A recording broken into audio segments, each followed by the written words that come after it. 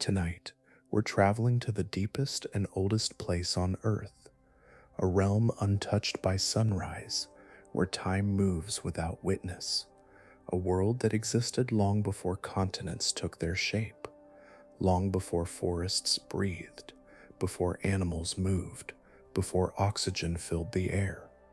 Life was already present.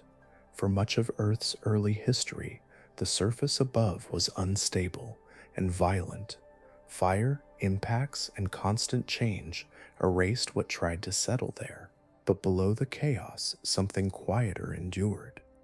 The deep ocean has existed since near the planet's earliest days, dark, cold, and pressurized, far beyond the reach of sunlight, covering more than half the planet and offering something rare in Earth's history: stability. Most of Earth's living space is not found on land. It exists far beneath the waves. Down there, entire ecosystems live without light. Their energy does not come from the sun, but from chemistry, from minerals, heat, and slow reactions that unfold over immense spans of time. This tells us something quietly profound. Life did not need warmth, air, or light to begin. It needed patience, it needed energy, and it needed a place that could remain, conditions the deep sea quietly provided. But how did darkness shape life long before it ever knew the sun? Tonight, we descend through time toward the depths that have quietly endured since the beginning, to see how the deep sea created life. Before we begin, I'd love to know where in the world you're listening from and what time it is there. It's always fascinating to imagine these stories drifting beneath so many different skies. If you enjoy these gentle journeys into the deep sea, a like and a subscribe would mean a lot. So now, take a slow breath, let your shoulders loosen, and together, let us sink gently into the deep sea, where life first learned how to exist in the dark. Before the planet learned how to rest, its surface was a place of ceaseless motion.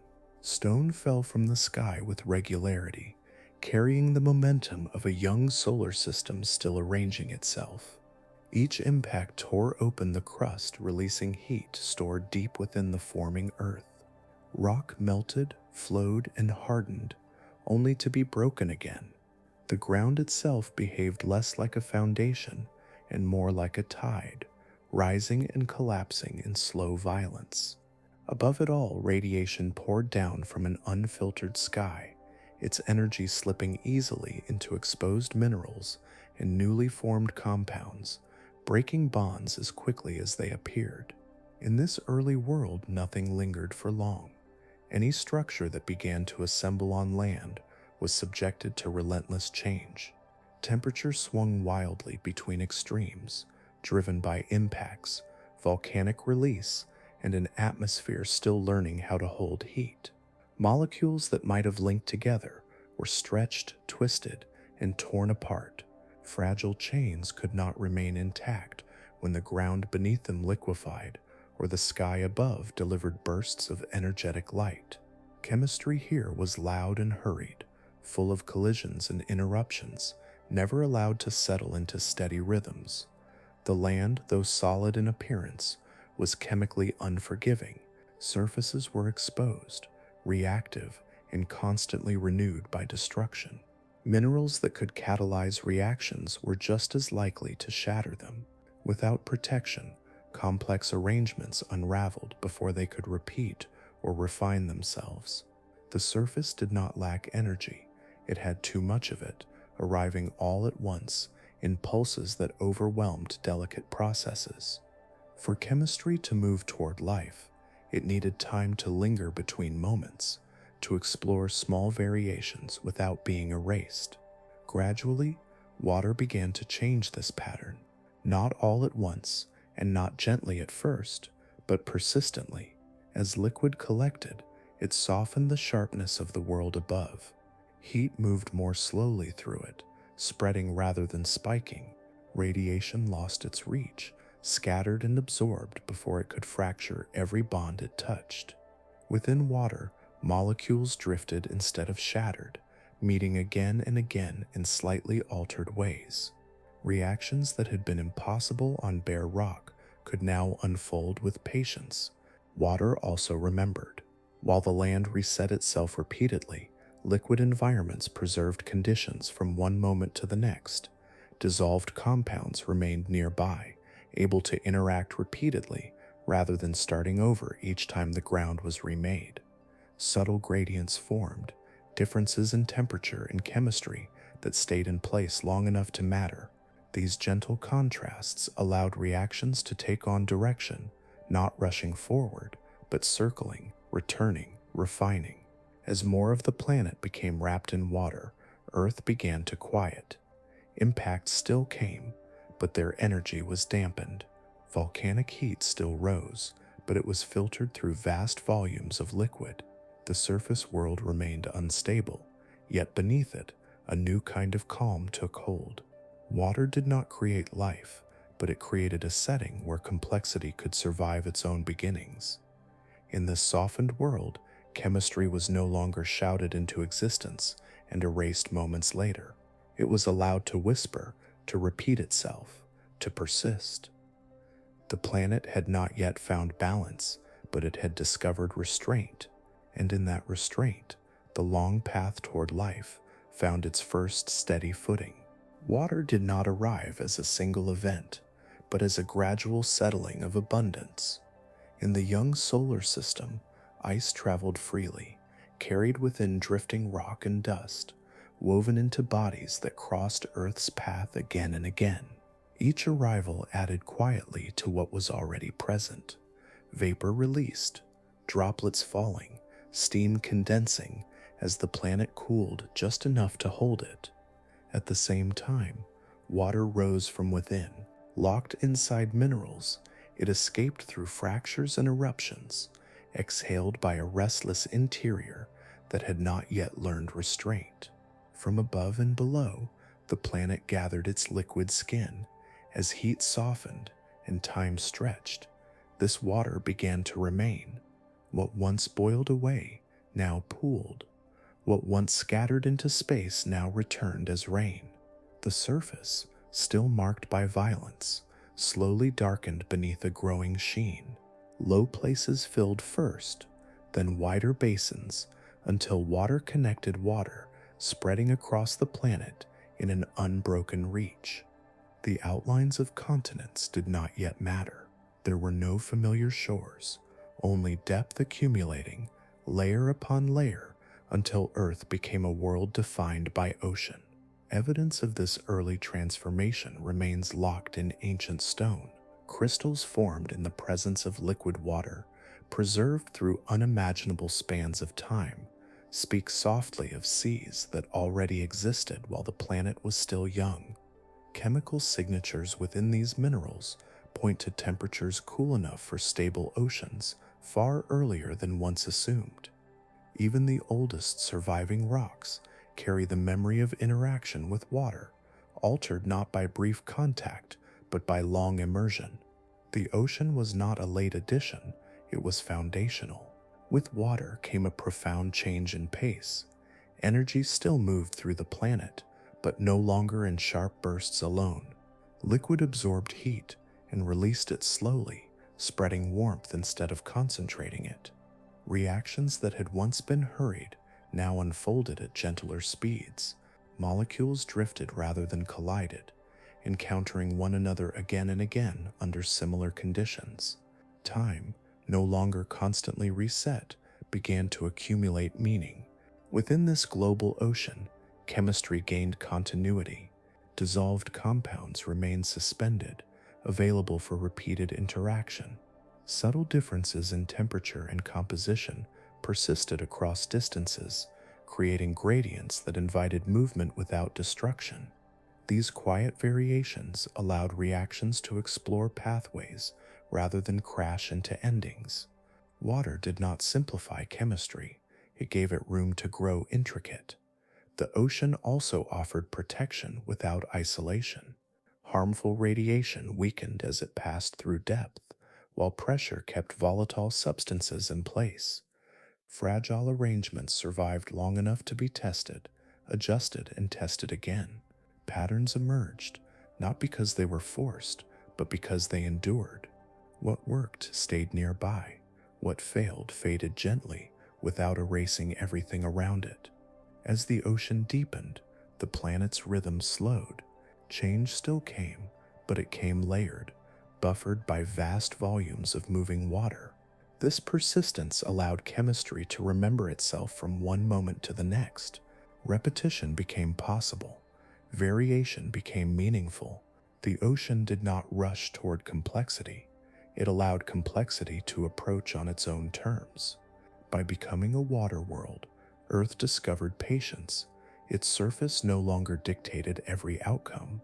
Beneath the waves, processes unfolded with steadiness, guided by time rather than interruption. In this wide, connected ocean, chemistry learned how to last, and lasting became the quiet prerequisite for everything that followed. As water gathered and deepened, a new realm quietly formed beneath the surface. Light faded first, then sound, until the ocean became a layered world where distance itself softened change.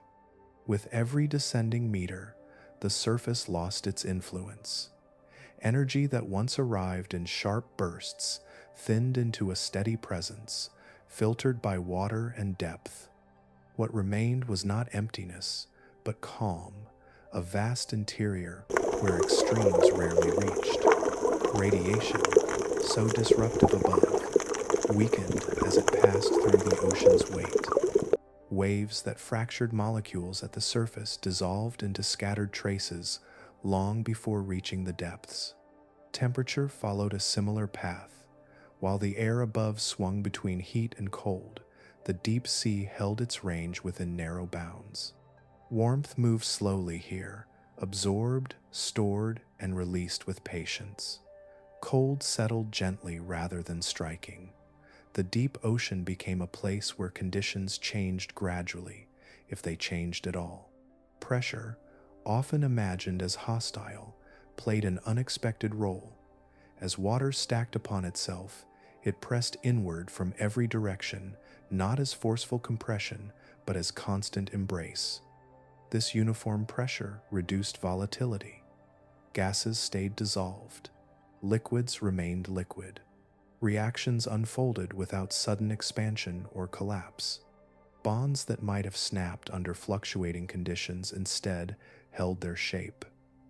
In this environment, chemistry behaved less like a series of accidents and more like a conversation carried over time. Within the deep sea, fragile arrangements found shelter simply by being surrounded. Molecules drifted without exposure, cushioned from sharp boundaries. There were no drying winds, no searing light, no sudden freezes. Even disturbances arrived softened, their energy spread thin across immense volumes of water. What reached the depths arrived slowly, allowing systems to adjust rather than shatter. This protection did not isolate the deep ocean from the planet. Heat still rose from below, and materials still circulated from above. Yet these inputs arrived moderated, stripped of their violence. The deep sea accepted energy without being overwhelmed by it.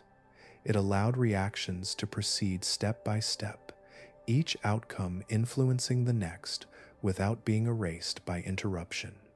In this quiet stability, chemistry gained endurance. Reactions that required time were finally granted it. Subtle processes, easily destroyed elsewhere, could now repeat under similar conditions. Patterns emerged not because they were strong, but because they were persistent. The deep sea did not favor speed or intensity, it favored continuity. Water itself acted as both medium and memory. Compounds remained nearby, able to interact again after separation. Gradients of temperature and composition settled into place, gentle slopes rather than cliffs. Movement occurred, but without chaos. The environment encouraged exploration without forcing conclusions. Chemistry could wander, return, and refine. Over long spans, This steadiness became transformative. What began as simple interactions accumulated history. Each successful reaction left traces that influenced what followed. Complexity did not arrive suddenly. It grew quietly, supported by surroundings that did not demand constant rebuilding. The deep sea was not a cradle in the sense of warmth or comfort. It was something subtler, a place where nothing needed to hurry, where energy arrived evenly, change came slowly, and fragile beginnings were allowed to remain intact long enough to matter. In the stillness beneath the waves, the planet discovered how to protect its most delicate possibilities. Darkness arrived gradually, not as a sudden curtain, but as a deepening quiet. As depth increased, the last traces of sunlight dissolved, leaving behind a world untouched by day or night. In this absence, something subtle changed. Energy no longer arrived from above in sharp flashes. The restless influence of the surface faded, replaced by a steady stillness that allowed processes to unfold without interruption. Without sunlight, the most destructive forms of radiation disappeared. Ultraviolet light, so efficient at breaking molecular bonds, could not reach these depths. What formed here was spared from being torn apart moments later. Chemical links that might have survived only briefly near the surface were now able to remain intact, long enough to interact again and again. Darkness did not remove energy from the system. It filtered it, stripping away excess and leaving behind what was gentle enough to endure. In this low-light world, reactions slowed, not stalled, but unhurried. Molecules moved with patience, colliding softly rather than violently. Bonds formed without being immediately challenged by overwhelming input.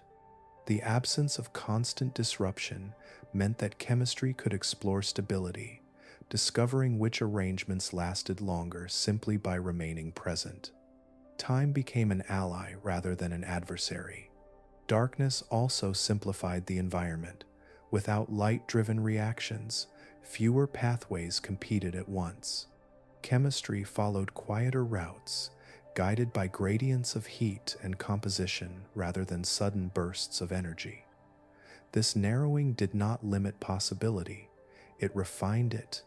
Reactions that persisted did so because they fit the environment, not because they were forced through intensity. In such conditions, fragile structures gained an advantage. Delicate chains were no longer liabilities, they became candidates for persistence. The deep sea offered a setting where subtlety mattered more than strength. Complexity could grow slowly, protected from being constantly reset. What endured did so because it harmonized with its surroundings, not because it resisted them. Low-energy environments favored repetition over speed. Processes that worked once could work again under nearly identical conditions. This repetition allowed small variations to accumulate meaning. Chemistry could adjust incrementally, each change preserved long enough to influence the next. Darkness supported memory, not by storing information, but by allowing patterns to continue. Early life, still indistinguishable from chemistry, likely thrived in this restraint. It did not need abundance of energy, only reliability.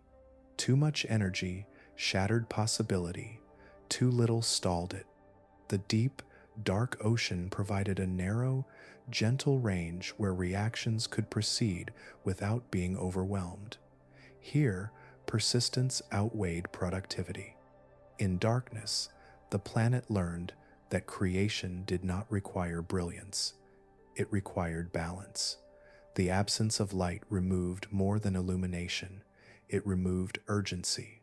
Processes unfolded according to internal rhythms rather than external shocks.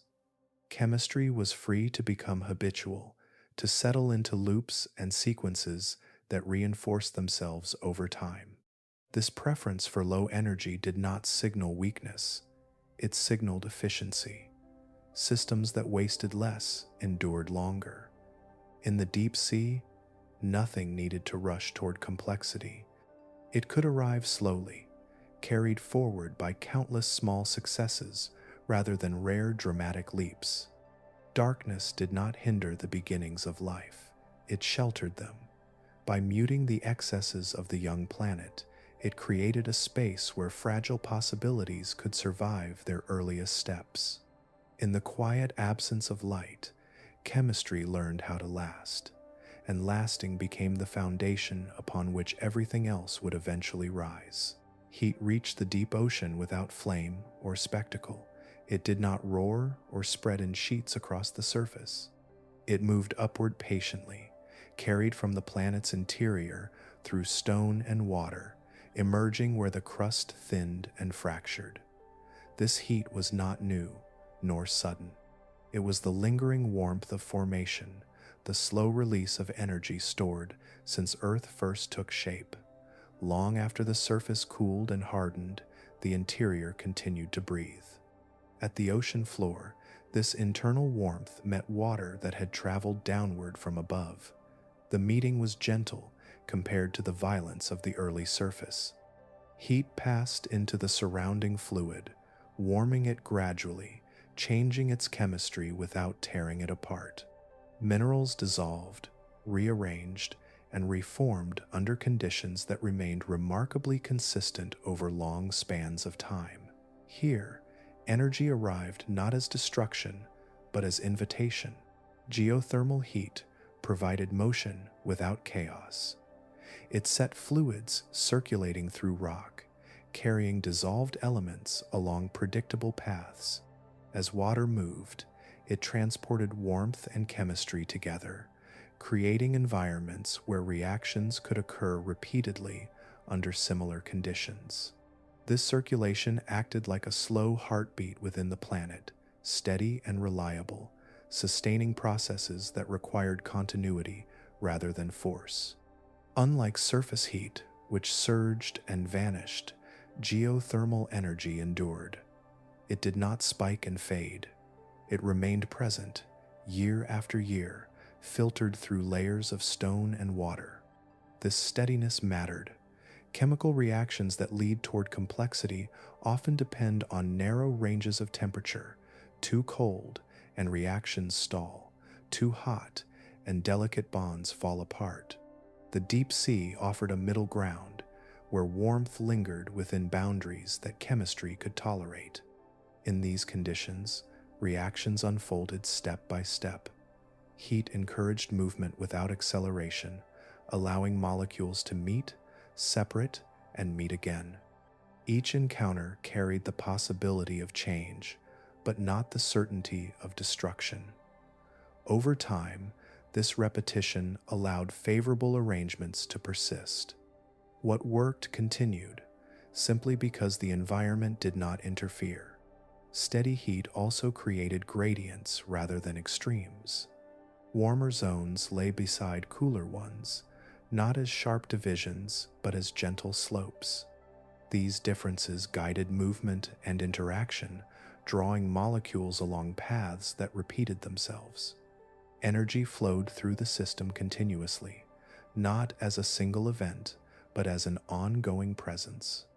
Chemistry became directional, not because it was pushed, but because it was guided. This form of energy favored patience. It rewarded systems that could operate slowly and consistently. Intense heat might drive reactions quickly, but it left little behind. Geothermal warmth, by contrast, allowed outcomes to accumulate.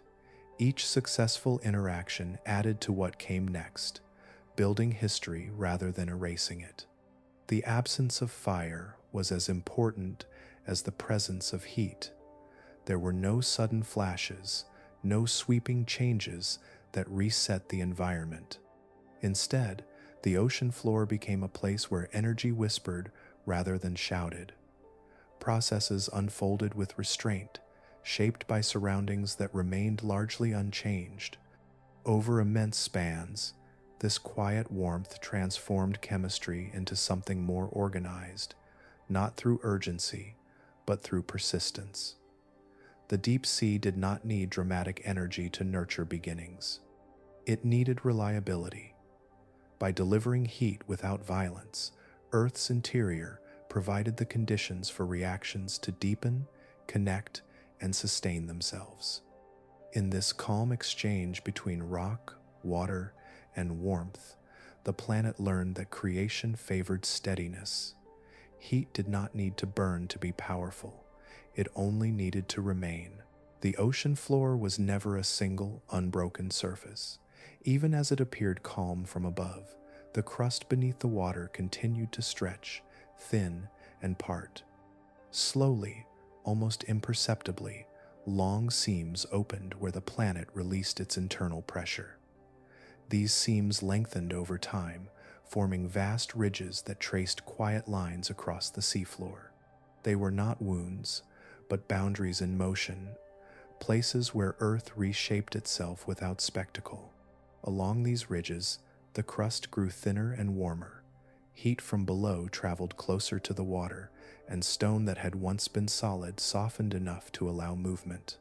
New rock rose gently, spreading outward as older material drifted away. This process was steady, rather than violent, unfolding over spans so long that change blended into stillness. The ocean above barely noticed, yet the chemistry below began to shift.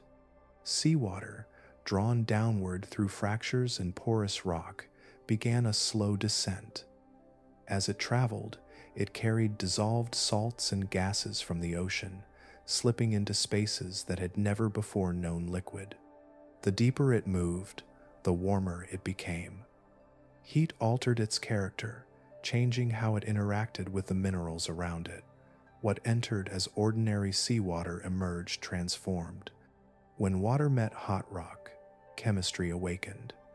Minerals dissolved into solution, their components freed and rearranged. Elements once locked in crystal structures mixed with those carried from the sea. The water itself changed, becoming enriched, reactive, and distinct from the ocean it came from.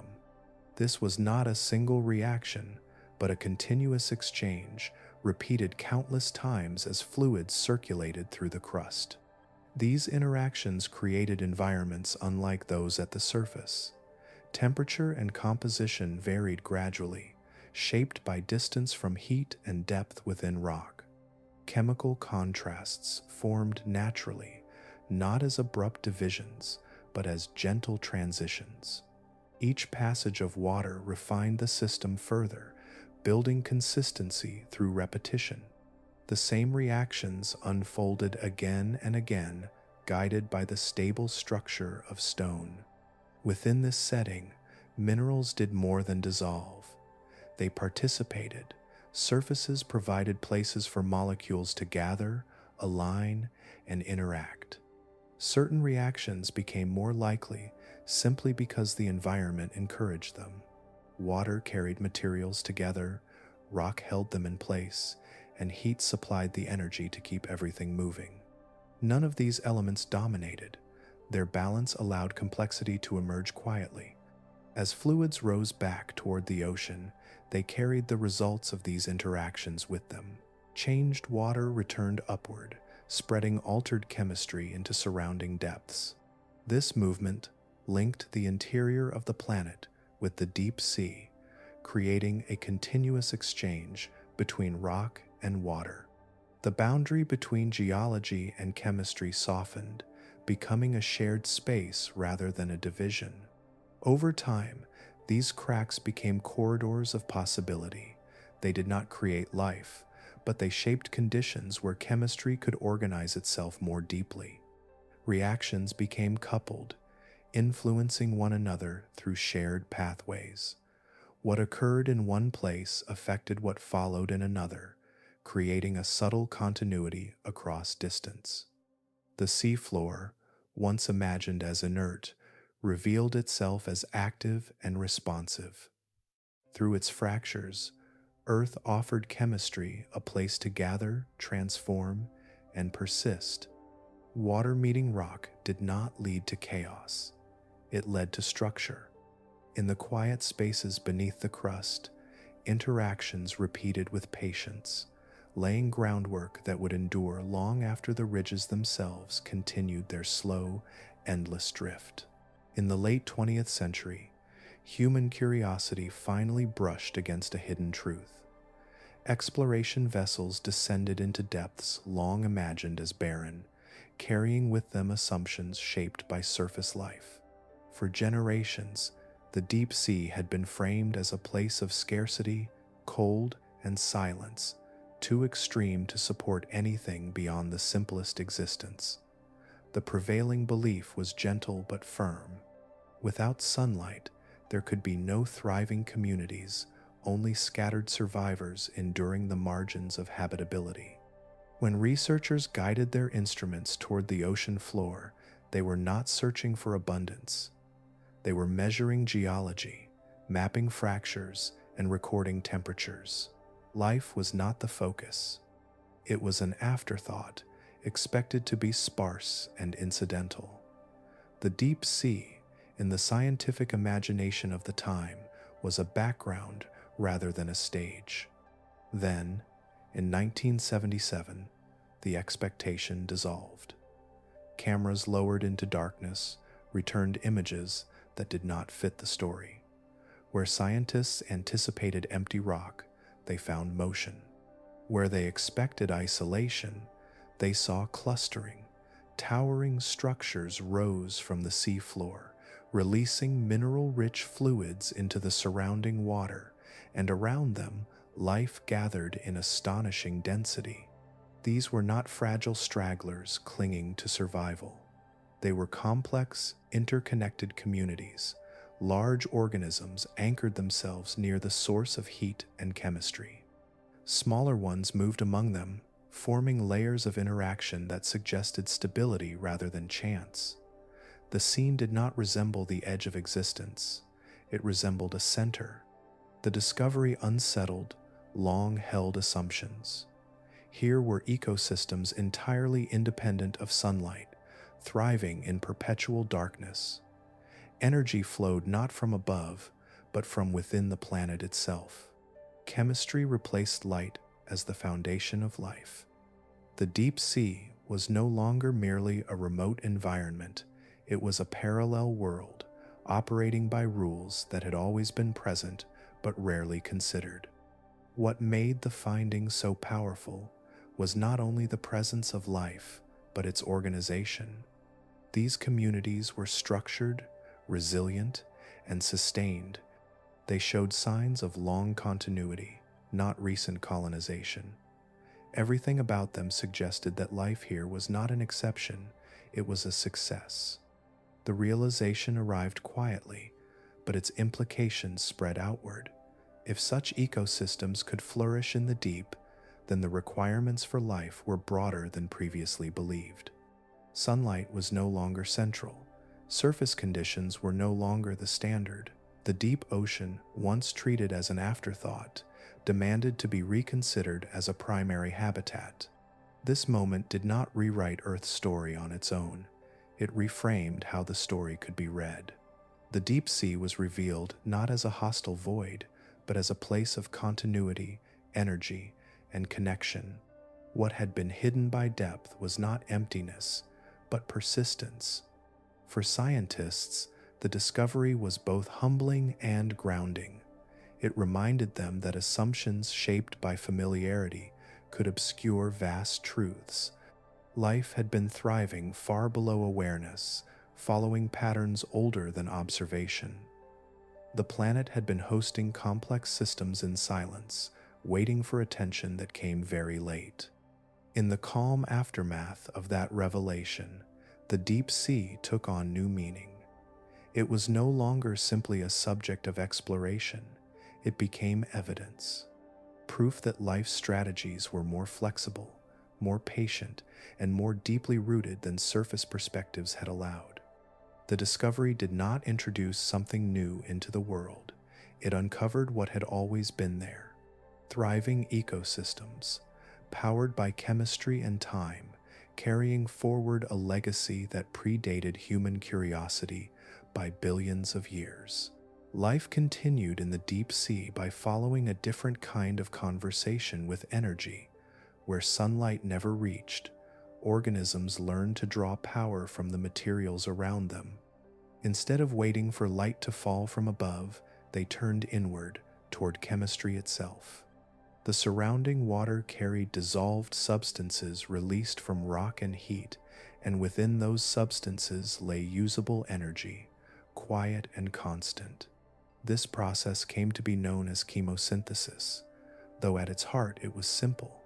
Certain chemicals held more energy than others, not because they were bright or warm, but because of how their atoms were arranged. When these substances interacted, energy could be released in controlled amounts. Life learned to guide these reactions, capturing a portion of that energy to sustain itself. Nothing needed to glow or burn. Change alone was enough. In the deep ocean, this chemistry unfolded steadily. Compounds rich in potential drifted upward from the seafloor, meeting organisms adapted to handle them with precision. Through carefully balanced reactions, energy moved from one form to another, becoming available for growth, repair, and reproduction. The process was invisible to human senses, yet remarkably effective. Entire food webs took shape around it, layered and interconnected. What made this remarkable was not only that it worked, but that it worked well. Large organisms thrived by relying on microscopic partners that performed this chemistry within their tissues. Others grazed, scavenged, or filtered, all ultimately dependent on chemical energy rather than sunlight. The ecosystem functioned with the same complexities seen in surface environments, only powered by a different source. For biologists trained to see light as the foundation of life, this was deeply unsettling. For decades, biology had been built around photosynthesis as the starting point. Plants and algae captured sunlight, animals consumed them, and energy flowed upward through food chains. This framework seemed universal, almost self-evident. The deep sea challenged that assumption quietly, but completely. Here was life operating on an entirely separate logic. Energy entered the system from within the planet rather than from the sky. Productivity did not rise with daylight or fall with night. It remained steady, anchored to geology instead of astronomy. The familiar hierarchy of producer and consumer still existed, but its foundation was chemical rather than solar. The shock came not from novelty, but from implication. If life could flourish without sunlight, then the conditions considered essential were suddenly optional. Warmth, light, even a surface atmosphere were no longer strict requirements. Life appeared more adaptable, more deeply rooted in chemistry than previously believed. The deep sea was not an exception, it was a demonstration. This realization forced a shift in perspective. Biology could no longer be understood only by looking upward. It had to look inward, toward the fundamental reactions that powered cells regardless of environment. The boundary between living and non-living chemistry grew thinner, more continuous. Life seemed less like a miracle dependent on special circumstances and more like a natural extension of energy flow. Chemosynthesis revealed that life's creativity lay in how it used what was available. It did not demand ideal conditions. It adapted to steady ones. In the dark ocean, organisms did not compete for light. They aligned themselves with chemistry that never turned off. In accepting chemical energy as a foundation, biology expanded its view of what life could be. The deep sea showed that existence did not begin with brightness. It began with balance, persistence, and the quiet ability to make use of what endured. In the deep ocean, beginnings did not arrive fully formed. They emerged quietly, assembled from the simplest pieces available. Small molecules drifted through water that carried heat, minerals, and dissolved gases, meeting and separating countless times. Most encounters passed without consequence. Occasionally, bonds held. When they did, something new lingered, not because it was strong, but because the environment allowed it to remain. Complexity grew through accumulation rather than invention.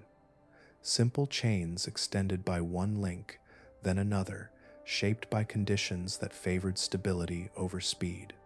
Water supported these assemblies, cushioning them, allowing them to bend without breaking. Over long spans, repeated interactions created structures more intricate than their components, not by design, but by persistence. What guided this growth was not chance alone. The deep sea was filled with gentle gradients, subtle differences that mattered precisely because they endured. Temperature shifted gradually from warm to cool. Chemistry changed softly from one region to the next. These variations created direction without force. Molecules moved along these slopes, encountering new conditions slowly enough to adjust. Gradients acted as quiet organizers. They encouraged movement, but not chaos. A molecule drifting toward warmth gained energy incrementally, making certain reactions more likely. Moving away, it cooled, stabilizing what had formed. This back and forth allowed chemistry to explore possibilities without being overwhelmed. Reactions unfolded in sequence rather than collision. Within these gradients, energy flowed continuously. It did not arrive all at once. It passed through systems, driving change without erasing structure. This steady flow allowed reactions to become linked, one creating the conditions for the next. Chains of interaction emerged, not as isolated events, but as connected processes that reinforced one another. Gradients also created boundaries without walls. Differences in chemistry separated environments just enough to allow specialization. Certain reactions occurred more readily in one zone than another. Movement between zones allowed products to travel, carrying information in the form of altered chemistry. The environment itself became a participant, shaping outcomes through its gentle contrasts. Over time, this structure allowed chemistry to develop memory, not memory of events, but of patterns. Reactions that worked continued to occur because the conditions that supported them remained nearby. Gradients preserved context. They ensured that chemistry did not start over each moment, but built upon what came before. This continuity was essential. Without gradients, reactions would either stall or explode. Uniform conditions offer no direction. Extremes destroy subtlety. Life required a middle ground, a landscape where difference existed without disruption. The deep sea provided this through its layered calm, its slow transitions, and its enduring stability. As chains grew longer and interactions more connected, chemistry began to resemble behavior. Systems responded to their surroundings, adjusted to changes, and maintained themselves through flow rather than force. Nothing here was alive yet, but the foundations were forming. Energy moved through matter in organized ways, guided by gradients that shaped possibility. The chemistry of beginnings did not rely on rare events or dramatic shifts. It depended on consistency. Simple molecules became complex because they were allowed to try, fail, and try again under conditions that did not erase their progress. Gradients gave chemistry a sense of direction and time a chance to matter. In this environment, life did not need to be imagined. It could emerge naturally, carried forward by the quiet logic of energy moving through matter, guided by gentle differences that endured. Within the deep ocean's stone, space itself became organized. Rock that appeared solid from a distance revealed intricate interiors when water passed through it. Minerals formed networks of pores, fractures, and cavities, each one a tiny chamber shaped by pressure, heat, and time. These spaces were not uniform. Some were narrow and winding, others wider and interconnected.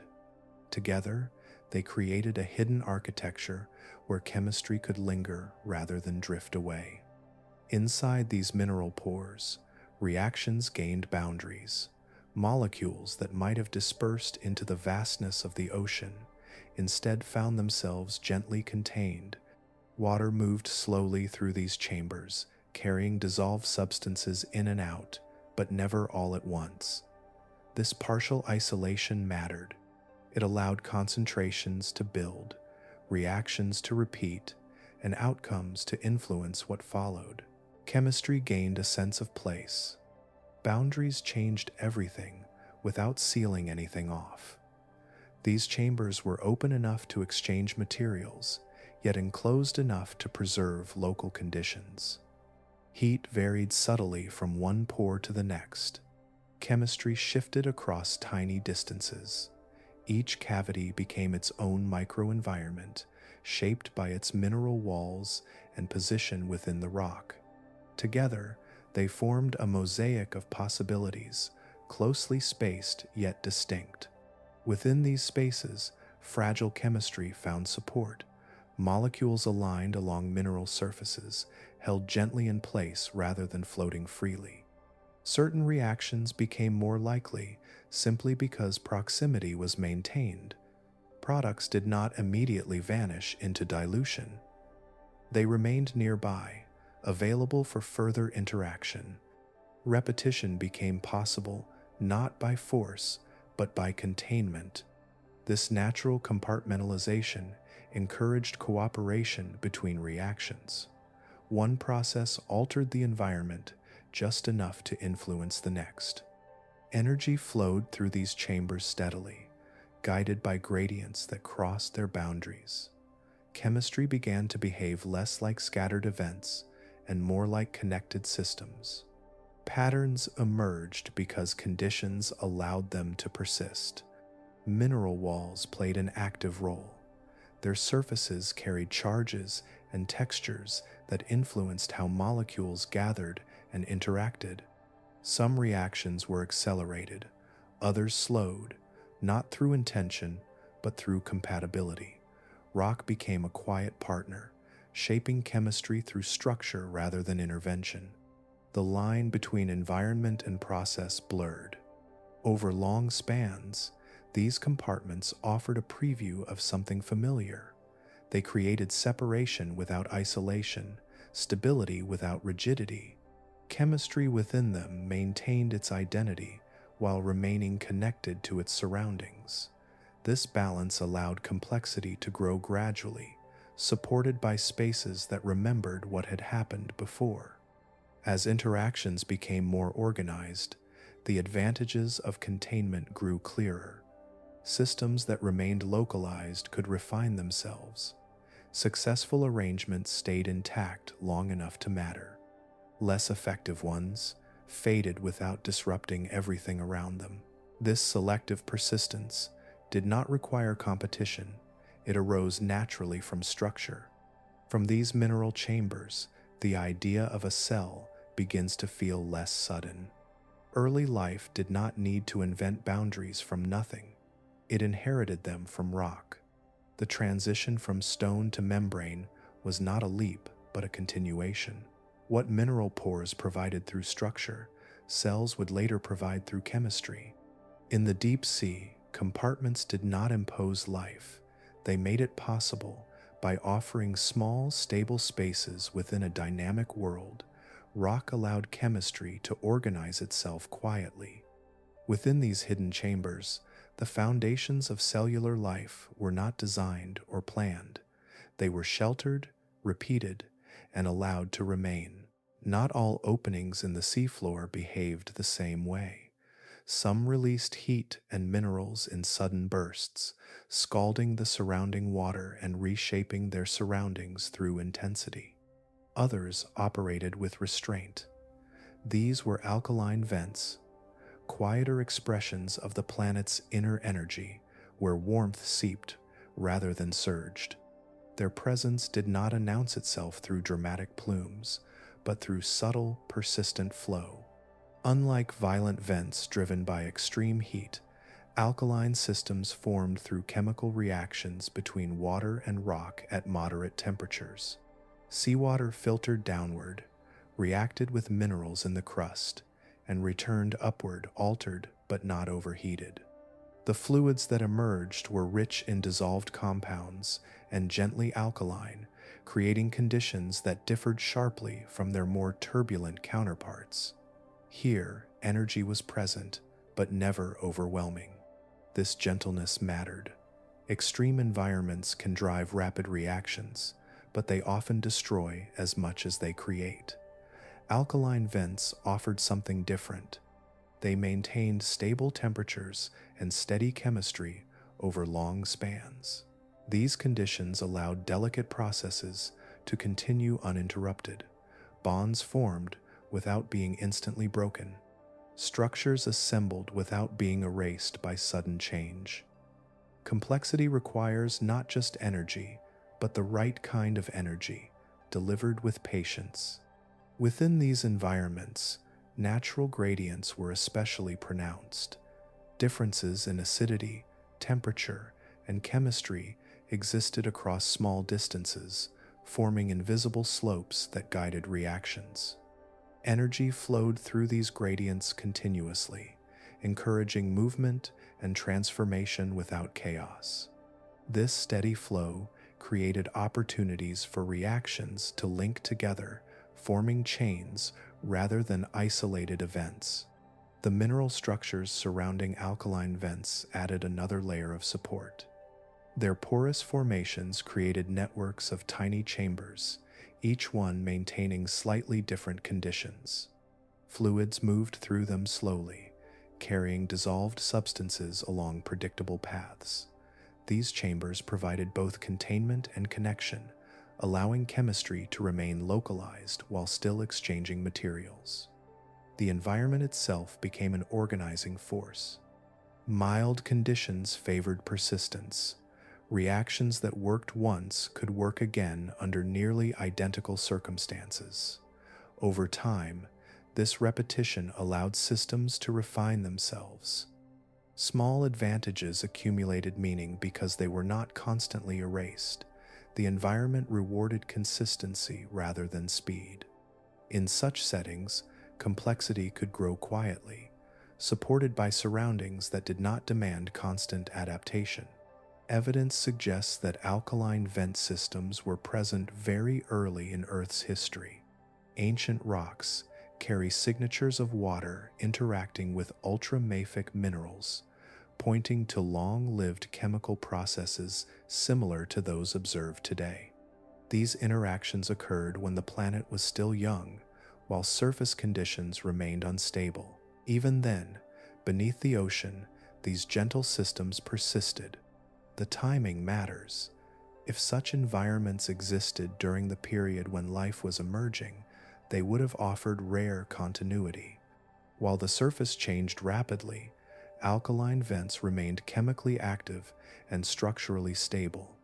They provided energy without destruction, boundaries without isolation, and gradients without extremes. Few environments offered this combination.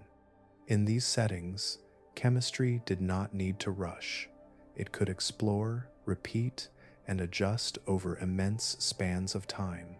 The conditions favored the slow assembly of interconnected processes, each supported by steady energy and gentle structure. What formed here was not forced into existence. It was allowed to grow.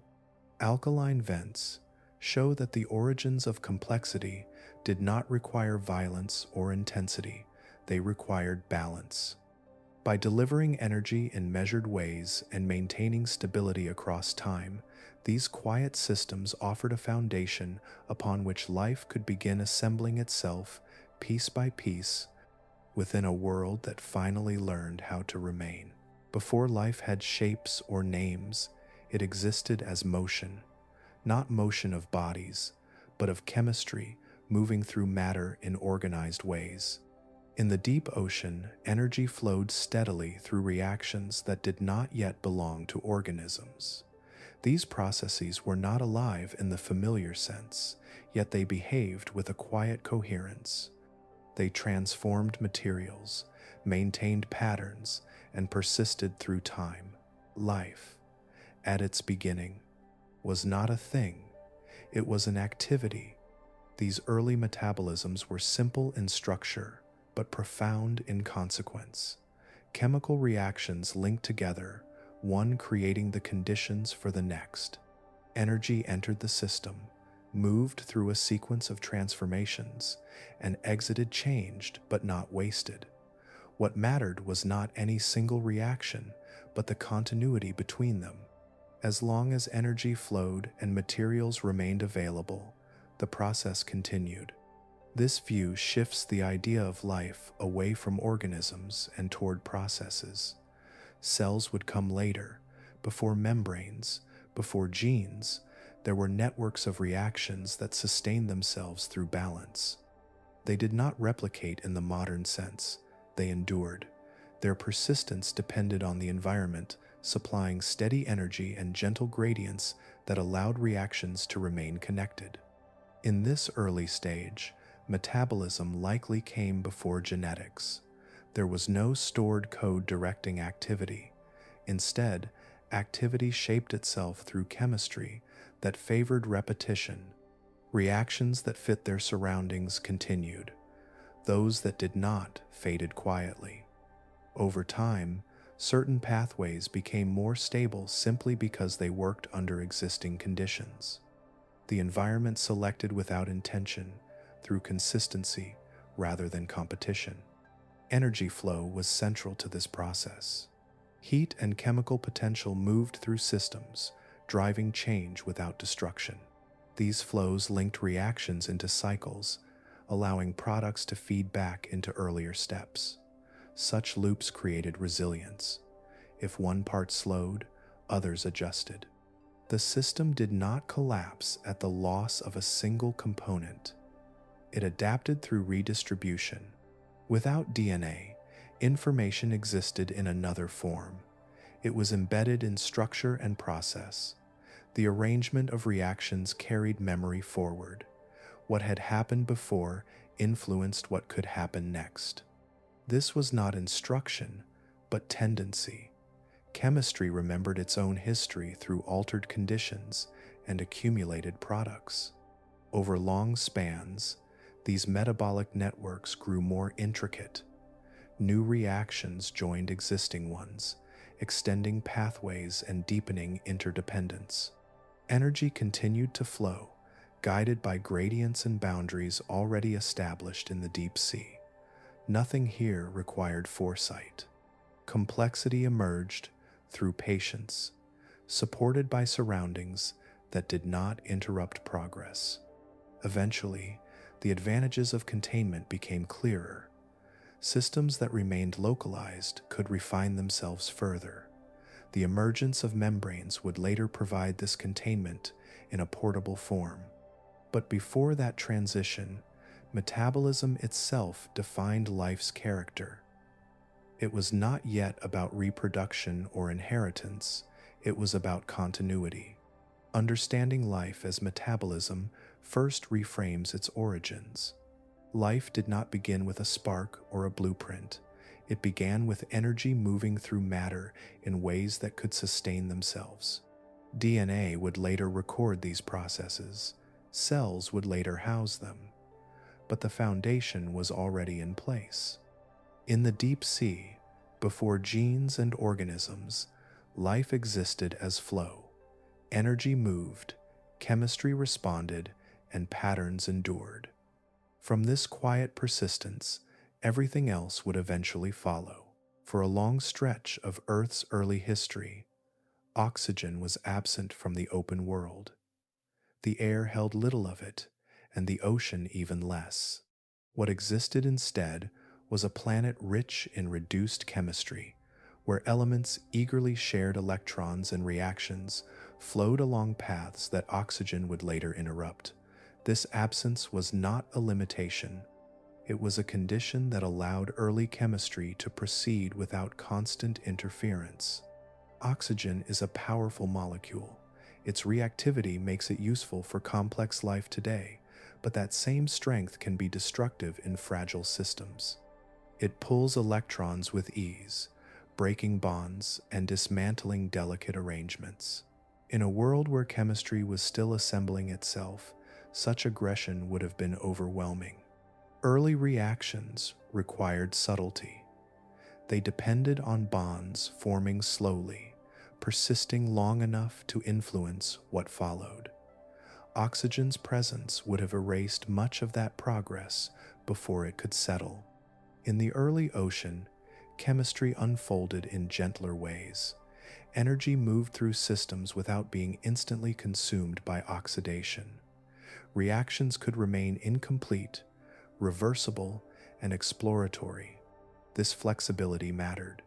It allowed molecules to try multiple configurations, drifting toward stability through repetition rather than force. Without oxygen competing for every electron, chemistry had room to wander. The deep sea preserved this condition long after surface environments began to change. Even as traces of oxygen eventually appeared in the atmosphere, depth acted as a barrier. Water slowed the spread of this reactive newcomer, keeping deep environments chemically similar to their ancient state. In these depths, early processes could continue largely undisturbed, sheltered from a transformation that reshaped the surface world. Oxygen's danger lay not in its presence alone, but in its timing. Introduced too early, it would have shut down pathways that relied on reduced compounds and gentle gradients. Many of the reactions that likely contributed to early metabolism function best in oxygen-poor settings. They depend on controlled energy flow, not rapid release. The deep sea offered precisely that, maintaining conditions where such chemistry could persist. This delay shaped the trajectory of life. Before oxygen accumulated, energy strategies developed that did not rely on it. Metabolic pathways formed around sulfur, hydrogen, iron, and carbon compounds, all abundant in the early ocean.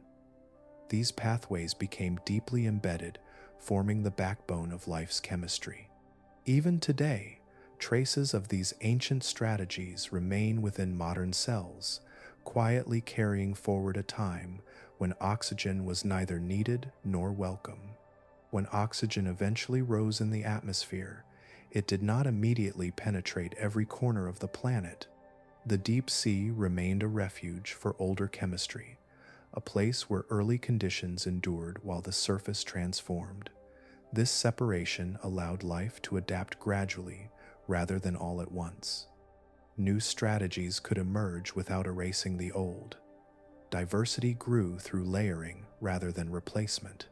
The match between early life and deep-sea conditions was not accidental. Low oxygen, steady energy, and chemical richness aligned naturally beneath the waves. Here, oxygen's absence was not a void, but a protective feature.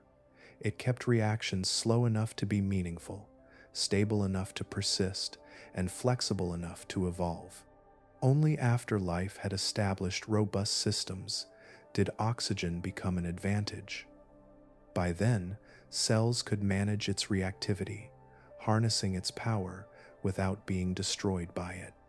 But in the beginning, restraint mattered more than strength. The deep sea provided that restraint.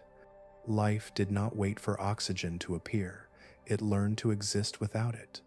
And by doing so, it built foundations strong enough to endure the planet's most dramatic transformation, carried quietly forward from a time when chemistry needed darkness, depth, and patience to survive. Life did not arrive as a sudden event. It unfolded gradually, shaped by accumulation rather than moment. In the deep ocean, nothing was rushed. Reactions occurred, paused, and occurred again, each one leaving faint traces that influenced what followed. There was no instant transformation from chemistry to life. Instead, there was a long continuity of small changes, layered gently over time. On the early Earth, time was rarely allowed to gather meaning. At the surface, conditions reset themselves again and again through impact, eruption, and instability. Progress, if it began, was often erased. The deep sea offered a different rhythm. Beneath the waves, environments remained recognizable for immense spans. Temperatures held steady. Chemistry stayed within narrow ranges. Processes were allowed to continue long enough to matter. This endurance was not dramatic. It was quiet and constant. Millions of years passed with only subtle variation. During this span, chemistry could explore possibilities without interruption. Reactions repeated under nearly identical conditions, allowing small advantages to accumulate. What worked once could work again. What endured shaped what followed. Over time, this repetition became a form of refinement. Patience is essential to chemistry that builds complexity. Many reactions require more than energy and materials. They require continuity. Bonds form tentatively. Structures assemble through trial, error, and gradual adjustment. Without time, these processes collapse into noise. The deep sea provided a setting where chemistry could proceed slowly enough to remain coherent. In this environment, failure was not catastrophic. An unsuccessful reaction faded without destroying its surroundings.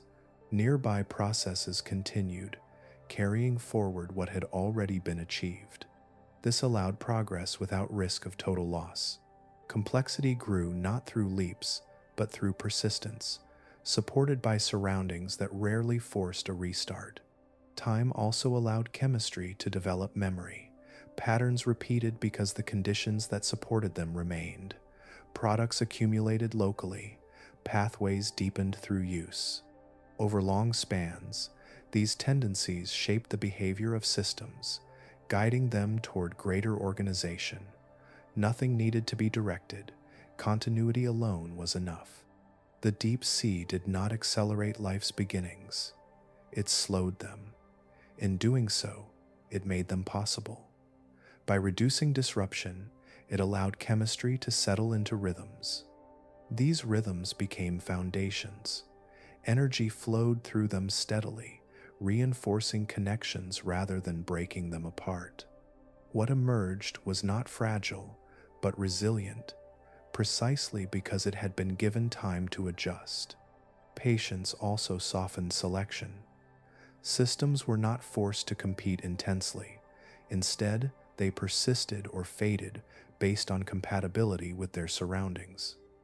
This gentle filtering favored stability over speed. Processes that harmonized with the environment endured, others dissolved quietly. Over millions of years, this steady pressure shaped increasingly integrated systems.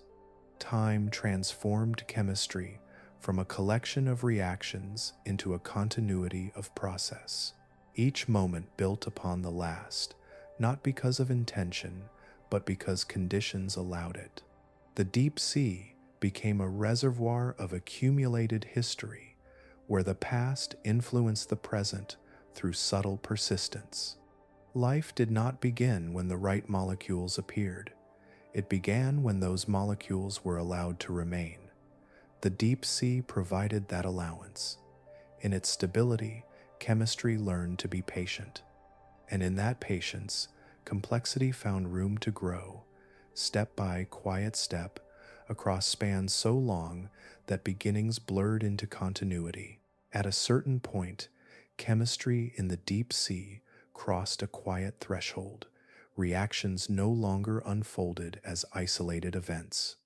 They began to influence one another in ways that allowed activity to continue without constant external input.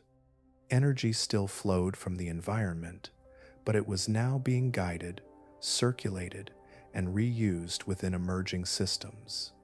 chemistry started to sustain itself. These early systems were built from feedback. One reaction produced conditions that favored another, which in turn reinforced the first. Products did not simply disperse. They accumulated locally, altering temperature, chemistry, or structure just enough to encourage repetition. Each cycle made the next more likely. What emerged was not stability in the sense of stillness, but stability through motion. Feedback loops changed the character of chemical activity. Instead of ending when resources were briefly exhausted, reactions adjusted. If one pathway slowed, another compensated. Energy moved through the system in continuous patterns, not as a single burst. The system did not need to be restarted. It carried itself forward as long as its surroundings remained within familiar bounds. This marked an important shift. Chemistry was no longer entirely dependent on chance encounters. It had gained internal organization. Reactions became linked through shared intermediates and gradients, forming networks rather than chains. These networks were flexible. They responded to small changes without collapsing, reshaping their internal flow to maintain continuity. The deep sea supported this transition by remaining predictable. Boundaries, gradients, and steady energy allowed feedback to matter. A slight advantage, repeated over long spans, became structural. Processes that reinforced themselves persisted. Those that failed to connect faded without consequence. Over time, this quiet filtering strengthened the systems that could maintain flow. Self-sustaining chemistry did not require perfection. It required balance. Too rigid, and systems broke when conditions shifted. Too loose, and they dissolved into randomness. Feedback loops provided a middle path. They allowed systems to adapt without losing identity. Energy entered, moved through established routes, and exited in controlled ways. At this stage, chemistry began to resemble life in behavior, though not yet in form. Systems maintained themselves against disruption. They responded to their environment. They persisted through time by managing energy rather than consuming it all at once. What mattered was not survival in the biological sense, but continuity of process. These systems also carried a form of inheritance, not through genes, but through structure. The arrangement of reactions shaped what could happen next. New inputs were processed according to existing pathways. History influenced future behavior. Chemistry had acquired memory, embedded in flow rather than code. As feedback deepened, systems became more distinct from their surroundings. They were still open, exchanging materials and energy, but they behaved as coherent units. Their internal dynamics mattered as much as external conditions. This distinction marked another step toward life. The system itself had become an active participant in its own persistence. The transition was gradual. There was no clear moment when chemistry became life. Instead, there was a long period where behavior shifted subtly. Processes that once required constant environmental support began to carry themselves. Energy flow became organized, directed, and sustained. In the deep sea, this change unfolded quietly. Feedback loops turned chemistry into continuity. Reactions stopped being fleeting and started becoming habitual. In that habit, chemistry began to behave like life, not by declaration, but by enduring. As chemical systems grew more organized, a subtle transformation began to take shape. Reactions that once unfolded openly in water started to gather themselves into defined spaces. Thin films formed naturally from simple molecules, arranging their water-loving and water-avoiding parts into gentle boundaries. These early membranes were not precise or durable, but they marked a shift. Chemistry was beginning to claim an inside, membranes changed how processes behaved. By separating an interior from the surrounding ocean, they allowed conditions to differ slightly from the environment. Concentrations could rise. Gradients could be maintained across short distances. Reactions that depended on proximity no longer dissolved into the vastness of the sea. The boundary did not seal life off. It slowed exchange just enough for continuity to deepen. Within these enclosures, chemistry gained focus. Energy flowing through reactions stayed nearby instead of dispersing. Products accumulated and fed back into earlier steps. This made processes more efficient, not through speed, but through retention. What formed inside had a better chance of influencing what came next. The membrane turned persistence into advantage. Separation also created vulnerability, which mattered just as much. Conditions inside could now drift away from balance. Systems that failed to manage exchange collapsed. Those that regulated it endured.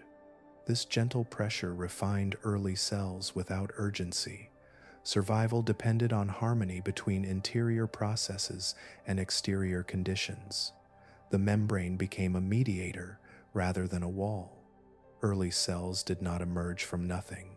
They inherited much of their chemistry from the environments that shaped them. The reactions that sustained them were already practiced within vents and mineral chambers. Membranes simply gathered these processes into mobile units. What had once depended on rock and pore now traveled within a living boundary. The chemistry inside early cells still echoed its origins. Energy pathways reflected gradients once provided by vent systems. Ion differences across membranes mirrored the natural contrasts of alkaline environments. Even the flow of protons across early boundaries resembled movements that had long occurred between rock and water. Cells carried the memory of their birthplace in their basic operations. With membranes, life gained individuality. Each cell became a distinct participant rather than a location-bound process. Yet this individuality remained connected. Cells exchanged materials, merged, divided, and drifted. They were not isolated successes, but moving expressions of a shared chemical heritage. Life expanded not by abandoning its origins, but by carrying them forward. The formation of cells did not end chemical evolution. It redirected it. Processes that once relied entirely on the environment could now be refined internally. Regulation became possible. Variation increased. Over time, cells learned to maintain their inner conditions with increasing precision, all while remaining open to the world that sustained them. This transition was neither abrupt nor final. For long spans, chemistry and early cells coexisted, influencing one another. Boundaries strengthened gradually. Internal networks grew more complex. What defined life became clearer through behavior rather than structure. The cell emerged not as an invention, but as a continuation. From open chemistry to enclosed systems, the change was guided by the same principles that had always mattered. Stability, gentle energy, and time shaped every step. Cells did not replace the deep sea. They carried it within them, preserving the logic of vents and water in a form that could move, adapt, and endure. For most of Earth's history, life did not rush toward complexity. After cells emerged, they remained small, quiet, and remarkably consistent for vast spans of time. Single-celled organisms dominated the planet not for millions, but for billions of years. This was not a failure to advance. It was a reflection of how well simplicity worked within the environments that first sustained life. In the deep sea, smallness was an advantage. Single cells required little energy, little structure, and little change. They interacted directly with their surroundings, drawing materials and energy from gradients that remained steady over long periods. Their simplicity allowed them to endure without elaborate systems. What they needed, the environment reliably provided. Complexity brings cost. Larger bodies require coordination, specialization, and constant regulation. These demands only make sense when resources fluctuate or competition intensifies. In the deep ocean, conditions changed slowly, energy flowed steadily, chemistry remained predictable. There was no pressure to innovate rapidly. Stability favored organisms that maintained what already worked. Single-celled life fit seamlessly into this rhythm. Cells divided, drifted, and settled into niches shaped by chemistry rather than geography. They adapted by fine-tuning metabolism, not by building new forms. Over time, diversity increased quietly at the molecular level, even as outward structure remained simple. Complexity accumulated inwardly, not visibly. The deep sea rewarded patience. Its vastness absorbed disturbance. Its depth buffered change. Cells that thrived there did so because they matched the environment's tempo. Fast growth or large size offered little benefit. Endurance mattered more than expansion. Life remained small because smallness aligned with the conditions that had always sustained it. This long period of cellular dominance shaped the planet profoundly. Microbial life transformed chemistry, cycling elements through water and rock, slowly altering the ocean and atmosphere. These changes unfolded gradually, without dramatic leaps. Life reshaped Earth not through spectacle, but through persistence, one reaction at a time. The deep sea served as a long-term home throughout this era. Even as surface environments shifted, froze, or burned, the depths remained familiar. Cells that had evolved there found little reason to leave. Their strategies continued to work. Their surroundings continued to support them. Stability reinforced continuity. Remaining small also reduced risk. Simple cells could survive conditions that would destroy larger organisms. They adapted through metabolic flexibility rather than structural change. When conditions shifted slightly, cells adjusted internally. There was no fragile complexity to unravel. This resilience made single-celled life nearly impossible to eliminate. Over immense spans, this quiet success delayed the rise of larger forms. There was no urgency to become complex. Life had found a sustainable way to exist, and it remained with it. Only when environments became more variable did the balance begin to shift. Complexity emerged not because it was inevitable, but because conditions eventually made it useful. The deep sea continued to shelter simplicity even as new forms appeared elsewhere. While life on the surface experimented with size and specialization, the depths remained dominated by small, efficient cells. The original way of life never vanished. It persisted alongside its descendants, unchanged in principle. Life stayed small for so long because smallness worked. It aligned with a world defined by steady energy, gentle gradients, and time measured in eons. In the deep sea, life did not need to grow outward to succeed. It only needed to continue, quietly, in a place that had never asked it to hurry. Life did not leave the deep sea abruptly. It drifted upward slowly, carried by patience rather than ambition. For immense spans of time, life remained anchored to the depths that had shaped it. But as chemistry continued to refine itself, and as cells learned to maintain their inner balance more reliably, new possibilities opened. The boundary between deep and shallow water softened, becoming less a barrier and more a gradient to explore. Movement upward did not mean abandonment of the deep. It meant extension. Some organisms found themselves carried into slightly brighter waters, where conditions differed gently rather than sharply.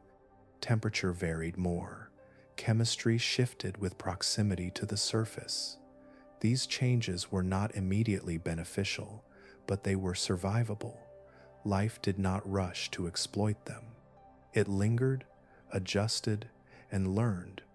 In shallower regions, light appeared not as a flood, but as a presence, filtered through water. It arrived softened, changing with depth and time of day. At first, it was simply another environmental factor, neither essential nor dominant. Early life did not depend on it. Chemistry and geothermal energy still provided what was needed. Light existed alongside these older sources, not replacing them. Over time, some organisms began to interact with light incidentally. Pigments that once served other roles absorbed it. Molecules altered their behavior slightly in its presence. These changes were subtle, but they accumulated. Light offered a new form of energy that was widespread and predictable near the surface. It did not require proximity to vents or mineral-rich rock. It arrived freely, day after day. The usefulness of light emerged gradually. It provided an additional option, not a requirement. Life that could tolerate it gained flexibility. Habitats expanded outward and upward, opening regions that had previously been inaccessible. Shallow waters offered new chemical mixtures, new cycles of warmth and cooling, and new spatial complexity. Tides, currents, and coastlines created variation that rewarded adaptability. As life spread into these regions, it remained cautious. Exposure increased risk. Conditions changed more quickly, but cells had grown resilient through long stability below. They carried metabolic tools refined in darkness and depth. These tools allowed them to persist while adjusting to brighter, more variable surroundings. The deep sea remained a refuge, even as exploration continued elsewhere. The expansion of habitats was not uniform. Life did not surge across the surface. It advanced unevenly, finding pockets where conditions aligned with its capabilities. Shallow seas became mosaics of opportunity, shaped by depth, chemistry, and light.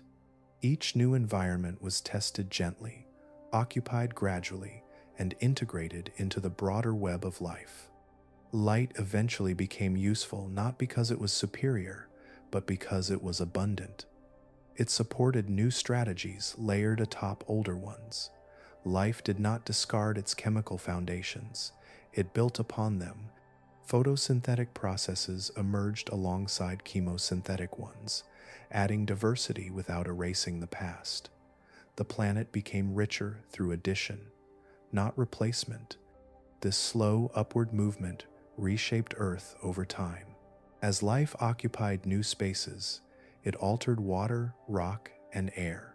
But these changes unfolded gently, guided by organisms still attuned to patience.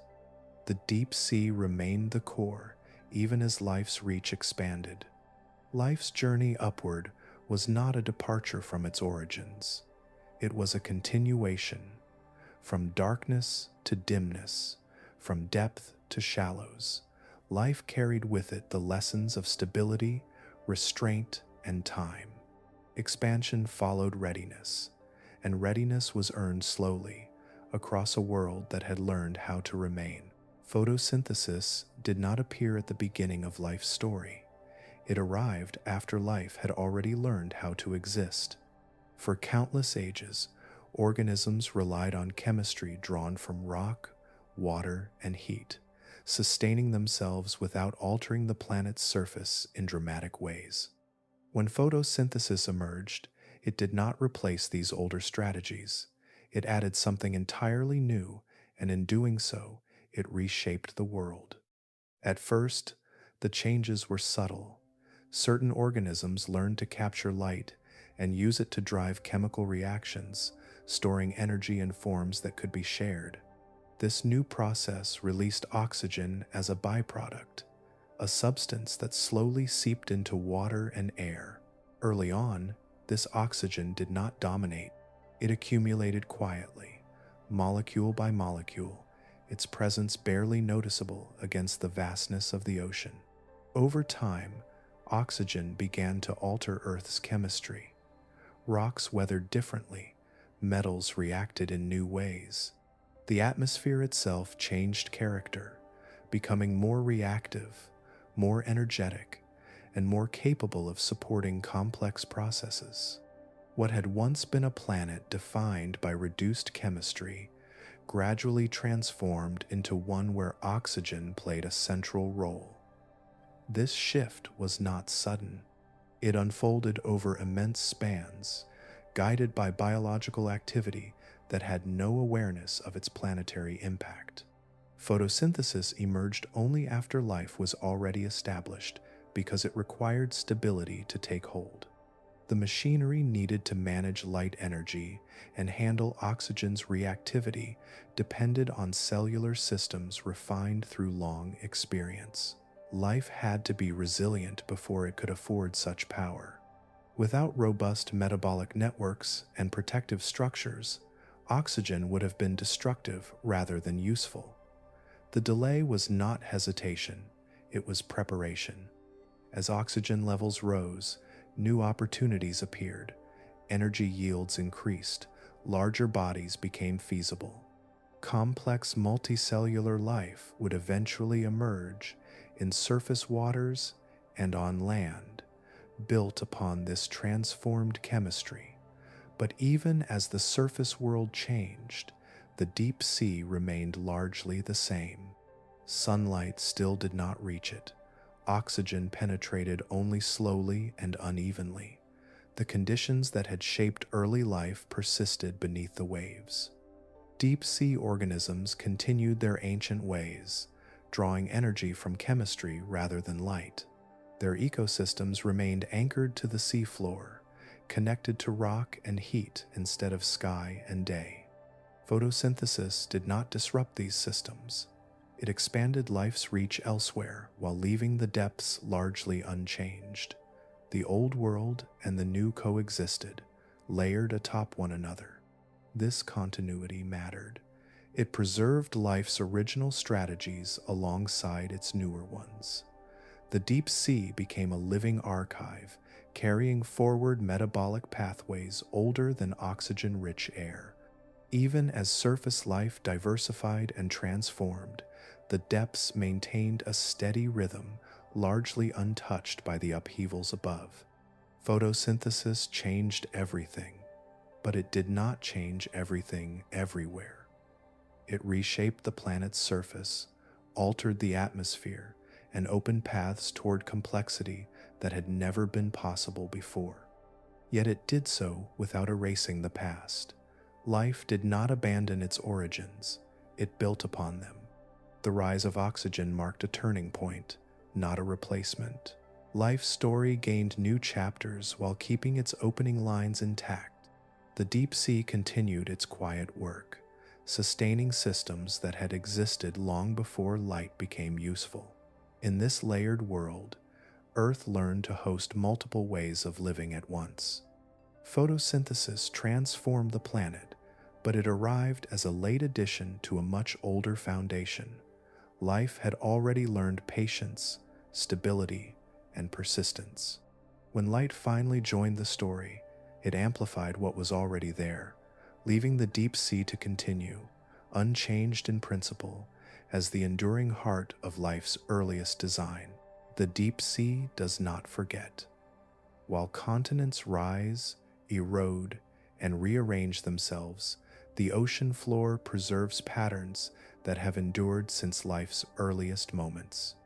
Around modern hydrothermal vents, living communities continue to operate according to principles far older than animals, forests, or air rich in oxygen. These ecosystems are not relics frozen in time. They are active expressions of processes that have never stopped. At vents scattered across the seafloor, chemistry still drives life in ways that echo the planet's beginnings. Energy flows from rock to water, from water to organisms, through reactions that mirror ancient pathways. Microbes draw power from chemical gradients much as their distant ancestors once did.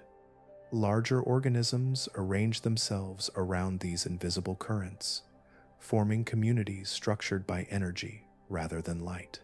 The setting feels modern, yet the logic is deeply ancestral. These organisms matter because they show continuity. They demonstrate that the strategies life developed early were not temporary solutions. They were durable answers to fundamental challenges. Life learned how to persist in darkness, under pressure, with steady energy and limited disruption. Those lessons remain effective today. The deep sea did not discard them when new possibilities appeared. It carried them forward, unchanged in principle. Studying modern vent life allows scientists to observe processes that resemble early metabolic systems without reconstructing them from fragments. Reactions unfold in real time, sustained by geology rather than sunlight. Communities organize themselves around chemical flow, offering living examples of how life can thrive without surface conditions. These systems provide a window into how resilience is built, not through complexity alone, but through compatibility with surroundings. What these organisms teach is subtle. Resilience does not always mean resistance. It often means alignment. Vent communities persist because they fit their environment so closely that change arrives gently. Disturbance is absorbed, energy remains available. Relationships between organisms are shaped by shared dependence on stable chemistry. This form of resilience favors endurance over expansion, continuity over speed. The deep sea as a living archive also reminds us that progress in life does not require replacement. New forms can emerge without erasing old ones. While surface ecosystems evolve toward size, mobility, and diversity of shape, deep sea life continued refining the same fundamental strategies. Both paths remain valid. The planet supports them simultaneously, layered rather than sequential. This perspective reshapes how life is understood. Life is not a ladder climbing toward complexity. It is a network of strategies, each suited to particular conditions. The deep sea preserves strategies that work exceptionally well, even billions of years later. Its organisms are not primitive. They are precise, efficient, and deeply adapted. In this way, the deep ocean holds more than biodiversity. It holds memory. Not memory stored in fossils or stone, but memory expressed through living systems that still behave as they always have. By studying them, we learn that life's resilience lies not in constant innovation, but in finding ways to last. The deep sea continues to show how endurance, once achieved, can carry life across the longest stretches of time. Life at the edges of habitability does not announce itself loudly. It persists quietly, in places where conditions stretch the boundaries of what was once thought possible. Deep within the ocean, organisms endure heat that would unravel most biology and pressure that would crush familiar forms. These extreme survivors do not challenge life's rules. They reveal how flexible those rules have always been. Some microbes live in waters heated by the earth itself. Around vents and fissures, temperatures rise far beyond what surface life can tolerate. Proteins remain folded. Membranes stay intact. Reactions continue without haste. These organisms do not resist heat through force, but through design shaped by long exposure. Their chemistry is arranged to remain stable where others would fail. Heat-tolerant life shows that temperature alone does not define habitability. What matters is consistency. In these environments, heat is not a sudden threat, but a steady presence. Cells are built to expect it. Enzymes work best at temperatures that would destroy them elsewhere. Life adapts not by escaping extremes, but by aligning with them. pressure presents a different challenge. As depth increases, water presses inward with relentless force. At great depths, this pressure reshapes how molecules behave. Structures that function at the surface would collapse. Yet deep-sea organisms thrive under these conditions. Their membranes are flexible, their proteins are compact, their internal chemistry remains balanced despite the weight above them. Pressure-adapted life demonstrates another principle of resilience. Stability can exist even under immense constraint. These organisms are not fragile, they are tuned. Their biology accommodates pressure as a constant, not a stress. This tuning allows them to operate where space itself feels compressed. Together, heat-tolerant and pressure-adapted organisms expand the known range of life. Each discovery pushes the boundaries outward, not by rewriting biology, but by revealing variations that already exist. What once seemed uninhabitable becomes familiar. The limits of life move because understanding moves. These organisms matter because they show that life is not narrowly defined. It is not confined to gentle conditions or narrow ranges. It can persist in darkness, heat, pressure, and chemical extremes, provided those conditions are stable enough to learn. Life adapts through patience, not urgency. The expanding limits of life also reflect continuity with the past. Many of these extreme environments resemble conditions that existed early in Earth's history. Studying organisms that thrive there offers insight into how early life endured when the planet itself was more volatile.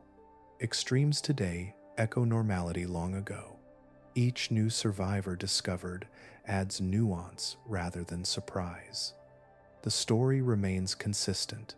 Life succeeds by fitting itself to its surroundings, however severe, as long as those surroundings remain predictable. Variability is often more dangerous than intensity.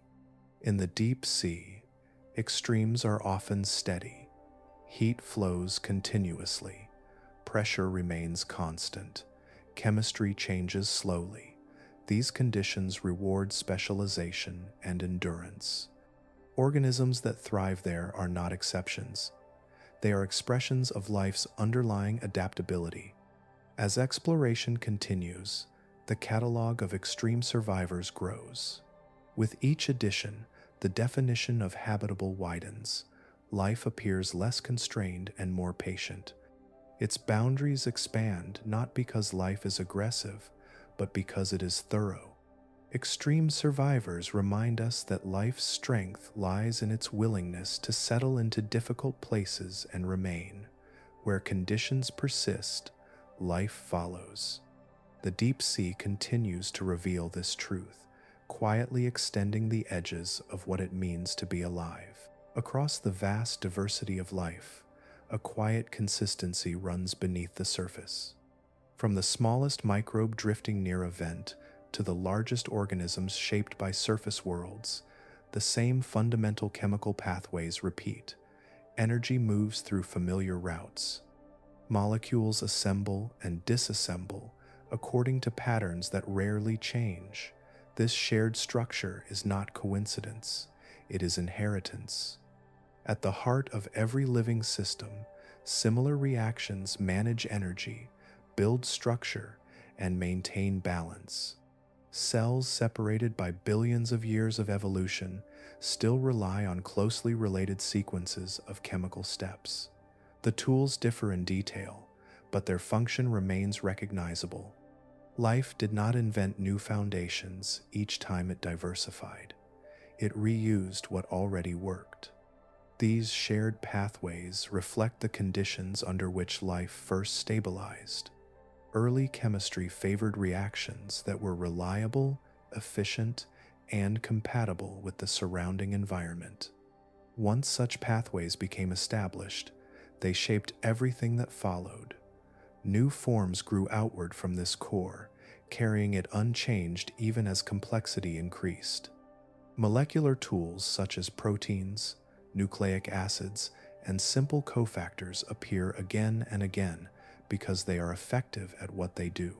They fold predictably, they interact selectively, they endure under a range of conditions. These properties were valuable early on, when stability mattered more than specialization. They remain valuable now, across every branch of life. The universality of these tools suggests a shared beginning. Life does not look like a collection of independent experiments. It resembles a single story told many ways. Differences arise through modification, not replacement. Even the most unusual organisms still trace their chemistry back to the same foundational processes.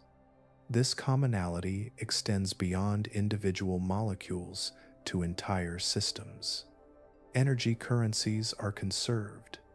Information is handled through similar mechanisms.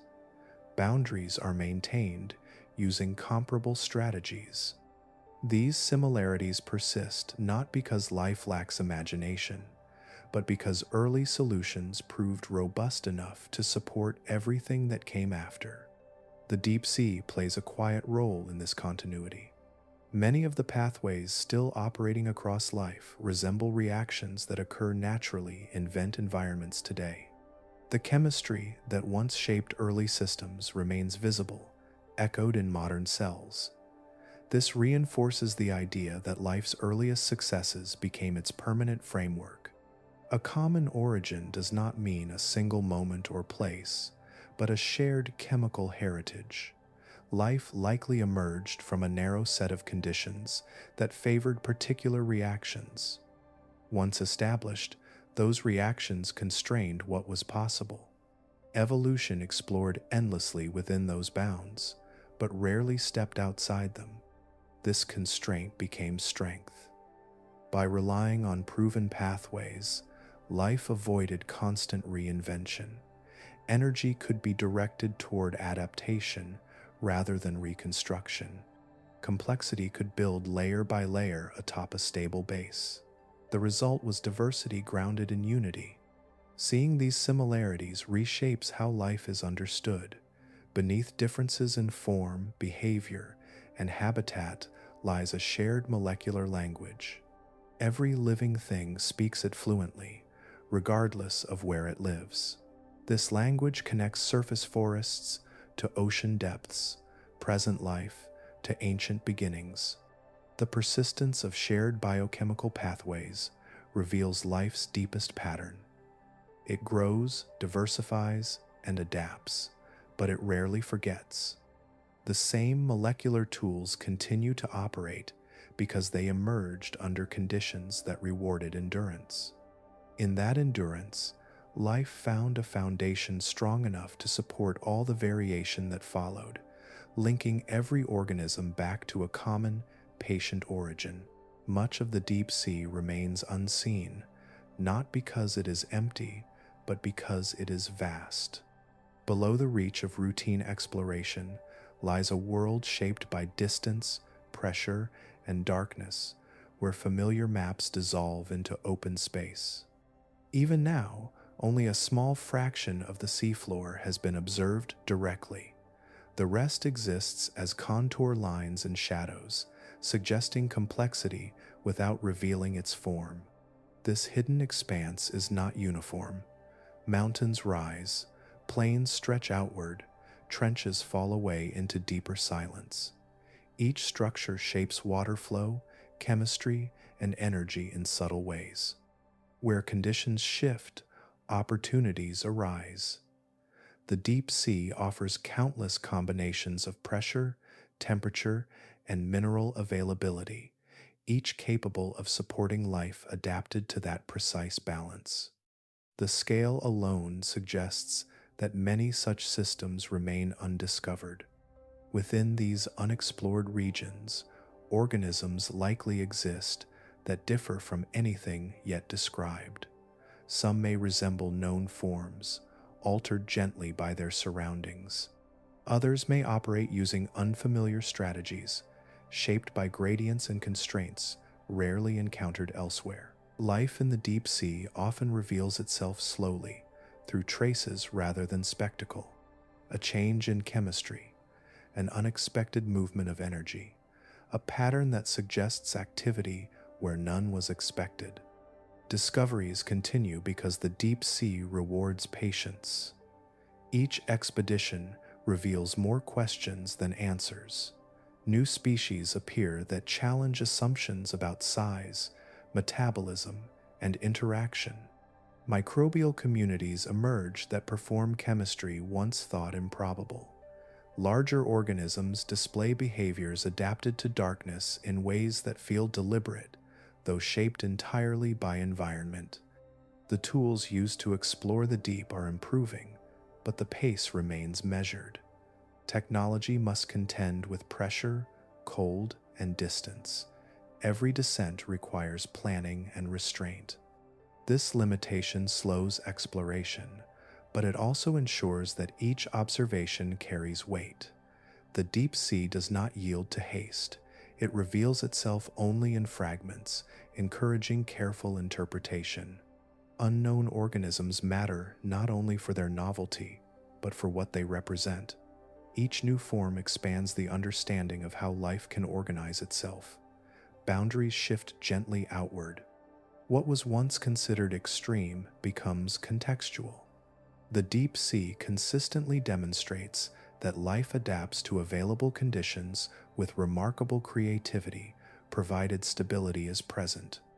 Discoveries also continue because the deep ocean is dynamic. Though it appears still, it is shaped constantly by geological movement, chemical exchange, and slow circulation. New vents open, old ones fade. Habitats form and dissolve over spans that dwarf human timelines. Life follows these changes, redistributing itself, experimenting quietly within the bounds set by the environment. The deep sea hides its richness not out of secrecy, but because of scale. It is simply too large to be known all at once. Each descent illuminates a small circle of understanding, leaving vast areas untouched. This incompleteness is not a failure of exploration. It is a reflection of the ocean's immensity. What remains hidden continues to shape science. The possibility of unknown life influences how researchers think about biology, resilience, and origin. The deep sea acts as a reminder that knowledge is provisional, shaped by what has been seen and limited by what has not. As long as unexplored regions remain, discovery remains inevitable. The deep ocean still holds life that has not yet been named, behaviors not yet observed, and systems not yet understood. It continues to invite attention without urgency. In its depth, the unknown persists, not as a mystery waiting to be solved, but as a presence reminding us that life's story is broader than what has already been told. Scientists did not always imagine life beyond Earth as something hidden beneath ice and water. For a long time, the search focused on surfaces, skies, and familiar conditions. This changed as understanding of Earth's deep sea deepened. Life thriving in darkness, pressure, and chemical energy expanded the idea of where biology could exist. The deep ocean quietly redefined what a living world might look like. Ocean worlds became compelling because they offer what life has always required. They provide water in abundance, energy through internal heat, and long-term stability beneath protective layers. On these worlds, ice replaces atmosphere as a shield. Radiation is blocked. Temperature changes slowly. Beneath the frozen surface, liquid oceans may persist for millions or even billions of years. These conditions echo the environment that first sustained life on Earth. Moons with subsurface oceans emerged as prime candidates. Their surfaces appear barren and cold, but beneath them lie vast bodies of water kept warm by tidal forces and geological activity. Rock and water interact. Chemistry unfolds slowly. Energy moves through gradients rather than sunlight. In these hidden seas, the absence of light is not a limitation, it is simply the norm. The logic is familiar. Earth's deep sea showed that sunlight is optional. Chemistry can power ecosystems. Stability can substitute for warmth. When these principles are applied beyond Earth, the universe appears more welcoming to life than once believed. Worlds that would have been dismissed as frozen and lifeless are reconsidered as potentially active beneath their shells. Deep sea life reshaped astrobiology by shifting its foundations. Instead of asking where Earth-like conditions exist, scientists began asking where Earth-like processes might occur. The focus moved from surface habitability to internal environments. This broadened the search dramatically. The number of potential habitats increased, not because the universe changed, but because understanding improved. Life in the deep ocean also demonstrated patience. It showed that life does not need rapid cycles or dramatic change. It can persist quietly, powered by steady energy and protected from disruption. This patience aligns well with planetary timescales. Subsurface oceans can remain stable far longer than surface environments exposed to space. Life, once established, could endure unseen. Astrobiology now looks for signs of chemistry in motion rather than visible ecosystems. Subtle changes in surface ice, heat signatures, or chemical traces become meaningful. These signals hint at processes occurring far below, much like vents hint at life deep beneath Earth's ocean surface. The search becomes indirect, guided by inference and restraint. The influence of deep-sea biology extends further. It alters how life itself is defined. Life becomes less about location and more about process. It is seen as a pattern of energy flow, chemical balance, and persistence. This definition travels easily across worlds. Wherever similar patterns can exist, life becomes plausible. Ocean worlds remind scientists that life may be common yet hidden.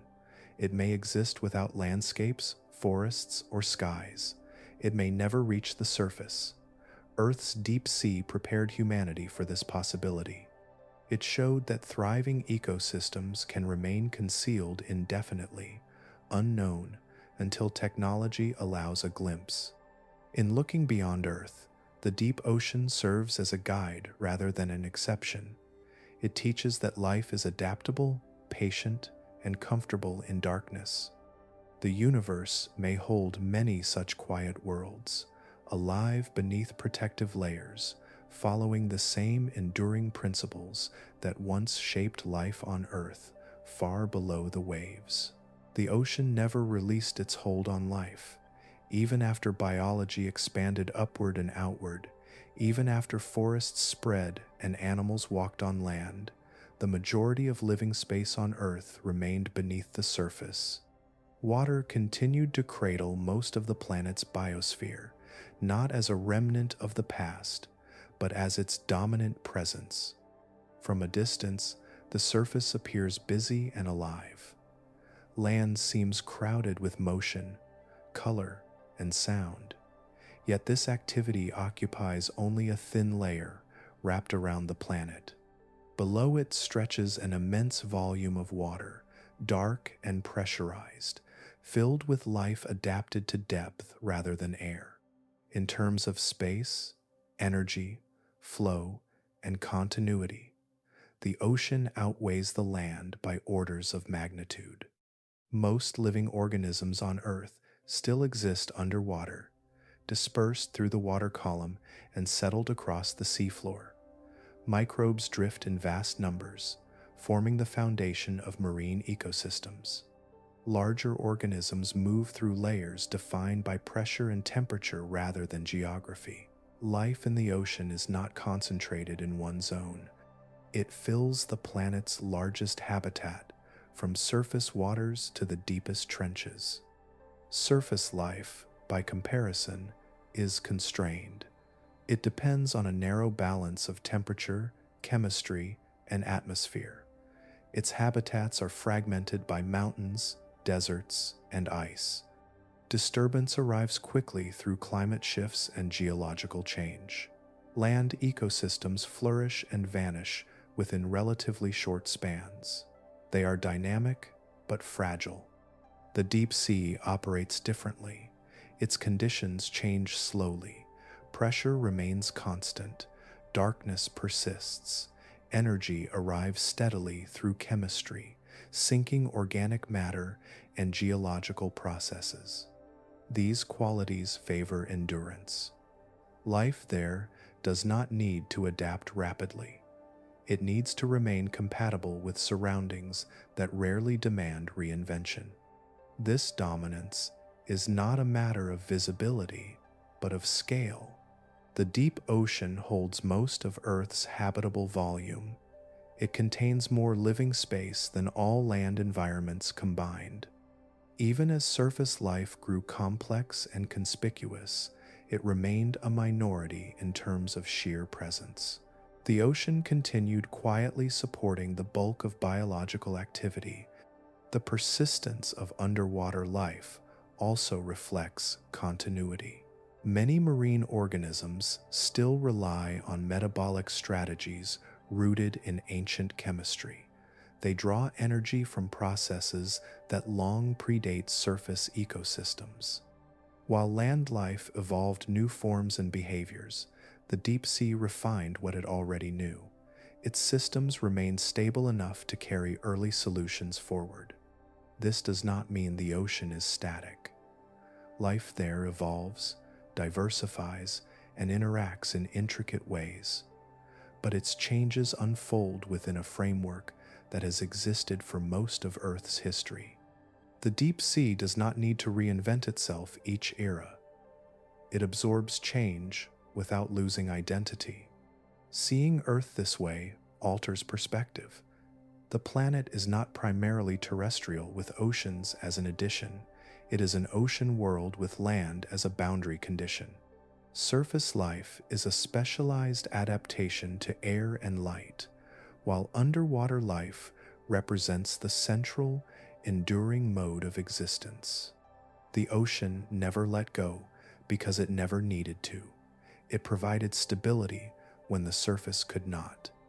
It supported life before continents mattered and continued long after they formed.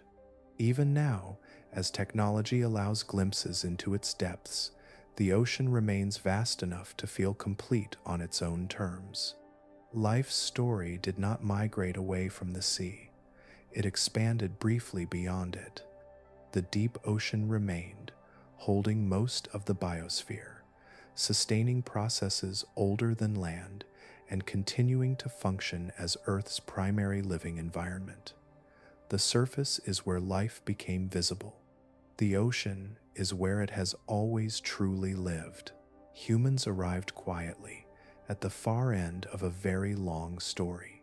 By the time land life appeared in recognizable forms, the planet had already hosted living systems for billions of years. Forests, animals, and eventually humans emerged only after deep foundations were laid beneath the ocean. Compared to the span of life's history, life on land is recent, and human presence is a brief echo. For most of Earth's existence, the surface was either empty or sparsely inhabited. Complex life required conditions that took immense time to develop. Soils had to form, atmospheres had to change. Cycles of carbon, oxygen, and nutrients had to stabilize. None of this happened quickly. Long before these changes, the ocean was already alive, already hosting diverse systems that required no air or sunlight. When life finally established itself on land, it did so tentatively. Early organisms clung to shorelines and shallow waters, never fully leaving the influence of the sea. Even as plants spread and animals followed, land remained a challenging environment. Temperature shifted rapidly. Water was unevenly distributed. Survival depended on constant adjustment. Land life thrived, but it did so within narrow margins. Humans arrived after all of this. Our species appeared near the very end of the timeline, shaped by environments that had already been transformed by countless generations of life. Civilization, with all its structures and stories, occupies only a thin slice of time. Written history covers a few thousand years, agriculture a few thousand more. These moments feel expansive to us, yet they barely register against the depth of Earth's past. During the entirety of human existence, the deep sea has continued unchanged in principle. Its darkness remains, its pressure endures. Chemical processes still unfold as they have for ages.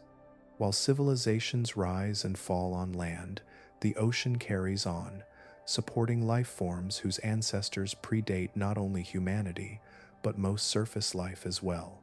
This contrast reveals perspective. Human activity often feels central, but it is not foundational. The systems that make life possible were established long before humans could observe them. The ocean shaped those systems and continues to maintain them. It remains Earth's most consistent environment, a place where time moves differently and change arrives slowly. Even today, humanity depends on the ocean in ways that are easy to overlook. It regulates climate, it cycles nutrients, it supports vast biological networks that stabilize the planet. These roles are not new. They are continuations of functions the ocean has performed since life began. Human society exists within this framework, not apart from it. Seeing humans as late arrivals does not diminish their significance. It places it. Our species is part of a much larger continuum, one that stretches back to chemical reactions in dark water. The story of life did not lead inevitably to humanity.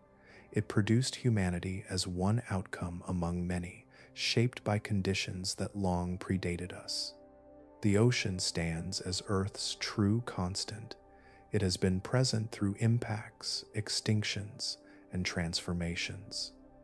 It nurtured life when the surface could not. It sustained complexity before land was ready. Even now, it holds most of the planet's living space, quietly outlasting every surface era. In this light, human history becomes a momentary ripple on a vast, enduring sea. The deep ocean remains, steady and patient, reminding us that life's longest chapters were written without us, and that the forces which created life continue far beyond the span of our brief arrival. Fragility and permanence exist side by side on Earth, though they unfold on very different clocks. In the deep sea, time stretches long and wide, moving with a patience that feels almost still. Chemical cycles repeat with little interruption. Temperatures remain steady. Darkness holds. These conditions have persisted through eras that reshaped continents and skies, offering a sense of continuity that is rare at the surface. Human timescales are brief by comparison. A city rises and falls within centuries. Technologies appear and vanish within decades. Even civilizations, which feel enduring from within, occupy only moments when placed against the age of the planet. The deep ocean does not register these moments as milestones. Its rhythms are slower, guided by heat from within Earth and by the slow circulation of water through rock and basin. This difference in tempo gives the deep sea its stability. Pressure cushions against sudden change. Distance from the surface filters out rapid swings in temperature and chemistry. Life there adapts not to constant upheaval, but to consistency. Many organisms are shaped to endure rather than to race, favoring efficiency, repair, and balance over speed or expansion. Because of this, disturbance carries unusual weight. When change arrives in such a stable environment, it does not blend easily into the background. It stands out. Recovery takes time measured not in seasons, but in generations. A disrupted vent system or altered current may require centuries to return to its previous state, if it returns at all. Stability, once broken, cannot be rushed back into place. This sensitivity does not contradict the ocean's endurance. It reveals its nature. Ancient systems last because they change slowly and carefully. Their permanence is not rigid, but measured. They adjust through gradual shifts rather than sudden leaps. This approach has allowed deep-sea ecosystems to persist through mass extinctions that erased much of surface life. Human activity now reaches even these distant places. Noise travels far underwater, particles drift downward from the surface, tools descend into regions once untouched.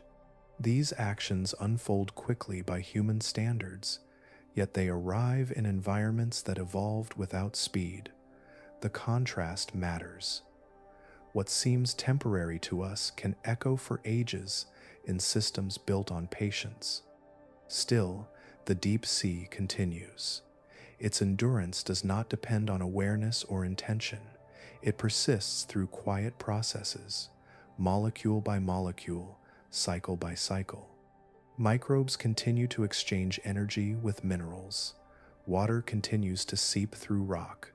Life continues to exist in forms shaped by conditions far older than any surface structure. Fragility, here, does not mean weakness. It reflects precision. These systems function because countless variables remain within narrow ranges. When those ranges are respected, life flows steadily. When they are disrupted, the effects linger. Understanding this invites a different way of seeing endurance, not as invulnerability, but as careful balance sustained over immense spans of time. In the deep ocean, permanence is not loud. It does not announce itself. It simply remains, holding together patterns that began long before humans arrived and will likely continue long after.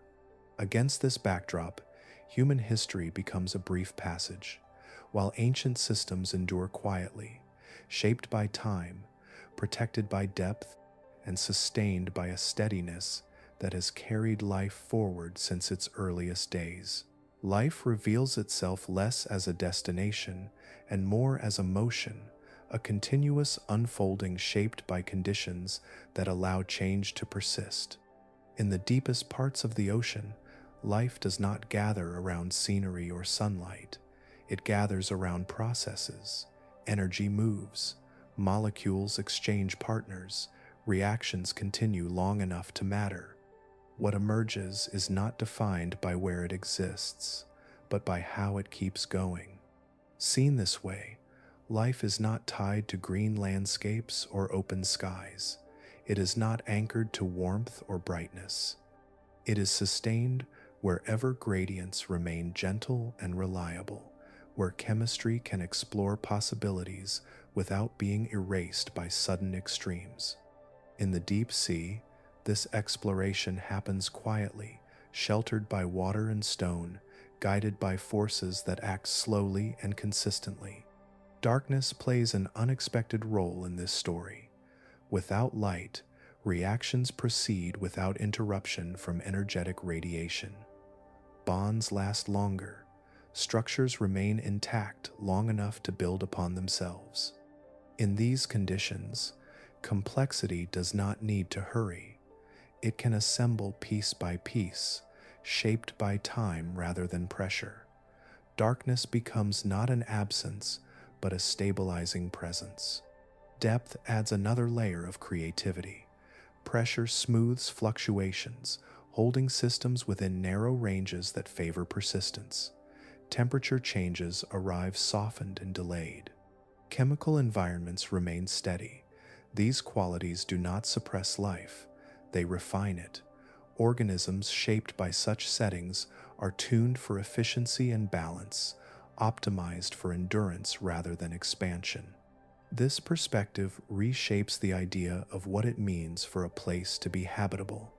Habitability is often imagined as a checklist of surface conditions: mild temperatures, liquid water, access to sunlight. Yet the deep ocean suggests a different model. Habitability can arise from protection rather than exposure, from consistency rather than abundance. It can emerge in places that appear hostile only because they operate on unfamiliar terms. When life is understood as a process, it becomes easier to imagine it arising in many forms. It does not need a familiar landscape. It needs time, energy, and stability. It needs environments where change can accumulate instead of being reset. Darkness and depth provide these gifts by slowing the pace of disruption and allowing chemistry to remember its past. This understanding also softens the boundary between living and non-living systems. The transition from chemistry to biology appears less like a sudden event and more like a gradual shift in behavior. Reactions begin to sustain themselves. Networks form, feedback develops. At no single moment does life arrive fully formed. It grows into itself through continuity. By releasing life from narrow definitions, the deep sea invites a broader view of existence. It shows that creativity does not belong only to bright and dynamic places. It thrives equally in stillness, in patience, in environments that favor long conversations between molecules rather than rapid bursts of change. Such places may look empty at first glance, yet they carry the quiet potential for emergence.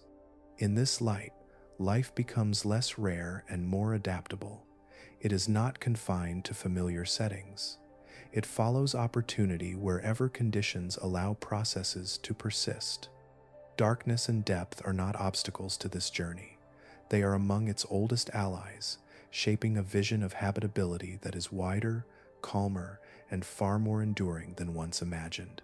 Far below the surface, beyond weather and seasons, the deep ocean continues its slow and patient labor. Water circulates through stone, heat rises gently from within the planet. Minerals dissolve, rearrange, and settle into new forms. These movements are quiet, nearly invisible, yet they echo the same conditions that once allowed chemistry to gather itself into something enduring. The machinery that shaped early life never shut down. It simply kept going, steady and unremarkable, doing what it has always done. Along the seafloor, the planet still breathes. Crust spreads and cools. Cracks open, then seal. Fluids thread their way through rock and return changed. Energy moves without flame or glare, arriving as warmth, pressure, and subtle imbalance. In these gradients, reactions continue to find paths forward. Nothing rushes, nothing demands attention. The deep sea does not announce its productivity, yet it remains one of Earth's most active realms, endlessly assembling and dismantling matter in cycles that have no clear beginning or end. This persistence gives the ocean a unique role as both builder and recycler. Elements are borrowed, transformed, and offered back again. Carbon slips between dissolved states. Sulfur changes its partners. Iron moves from solid to solution and back. Life participates without dominating. Microbes adjust the flow, nudging reactions rather than controlling them. Larger organisms arrive later, shaped by what already exists, fitting themselves into patterns that were established long before bodies had names. Because these processes never stopped, the deep sea holds continuity in a way few environments can. While continents rise and erode, while climates shift and skies change composition, the depths remain buffered from extremes. Temperature varies slowly, chemistry drifts within narrow bounds, time stretches. This constancy allows ancient strategies to persist alongside newer ones, creating a layered world where evolutionary experiments overlap rather than replace one another. Seen from this perspective, life's story appears less like a journey away from the deep and more like a widening circle. Some lineages moved upward, learning to use light and open space. Others stayed where stability was greatest, refining efficiency rather than expanding reach. Even today, much of the planet's living activity unfolds without sunlight, sustained by the same exchanges of heat, water, and rock that once made life possible at all. The surface often claims attention because it is familiar and visible, but it remains a thin and temporary layer. Below it lies a volume that works continuously, largely unchanged in character across immense spans of time. The deep ocean does not merely preserve life's past, it actively maintains the conditions that allow life, in many forms, to continue unfolding. Its processes are not relics, they are ongoing conversations between matter and energy. In this quiet persistence, a larger truth settles into view. Life did not originate in brightness or speed. It emerged where patience was possible, where disruption arrived slowly enough to be absorbed. That foundation was laid in darkness and depth, and it was never abandoned. Even now, as the planet turns and surfaces transform, the deep sea continues its work, steady and unhurried, carrying forward a story that began far from the light and has never truly left it.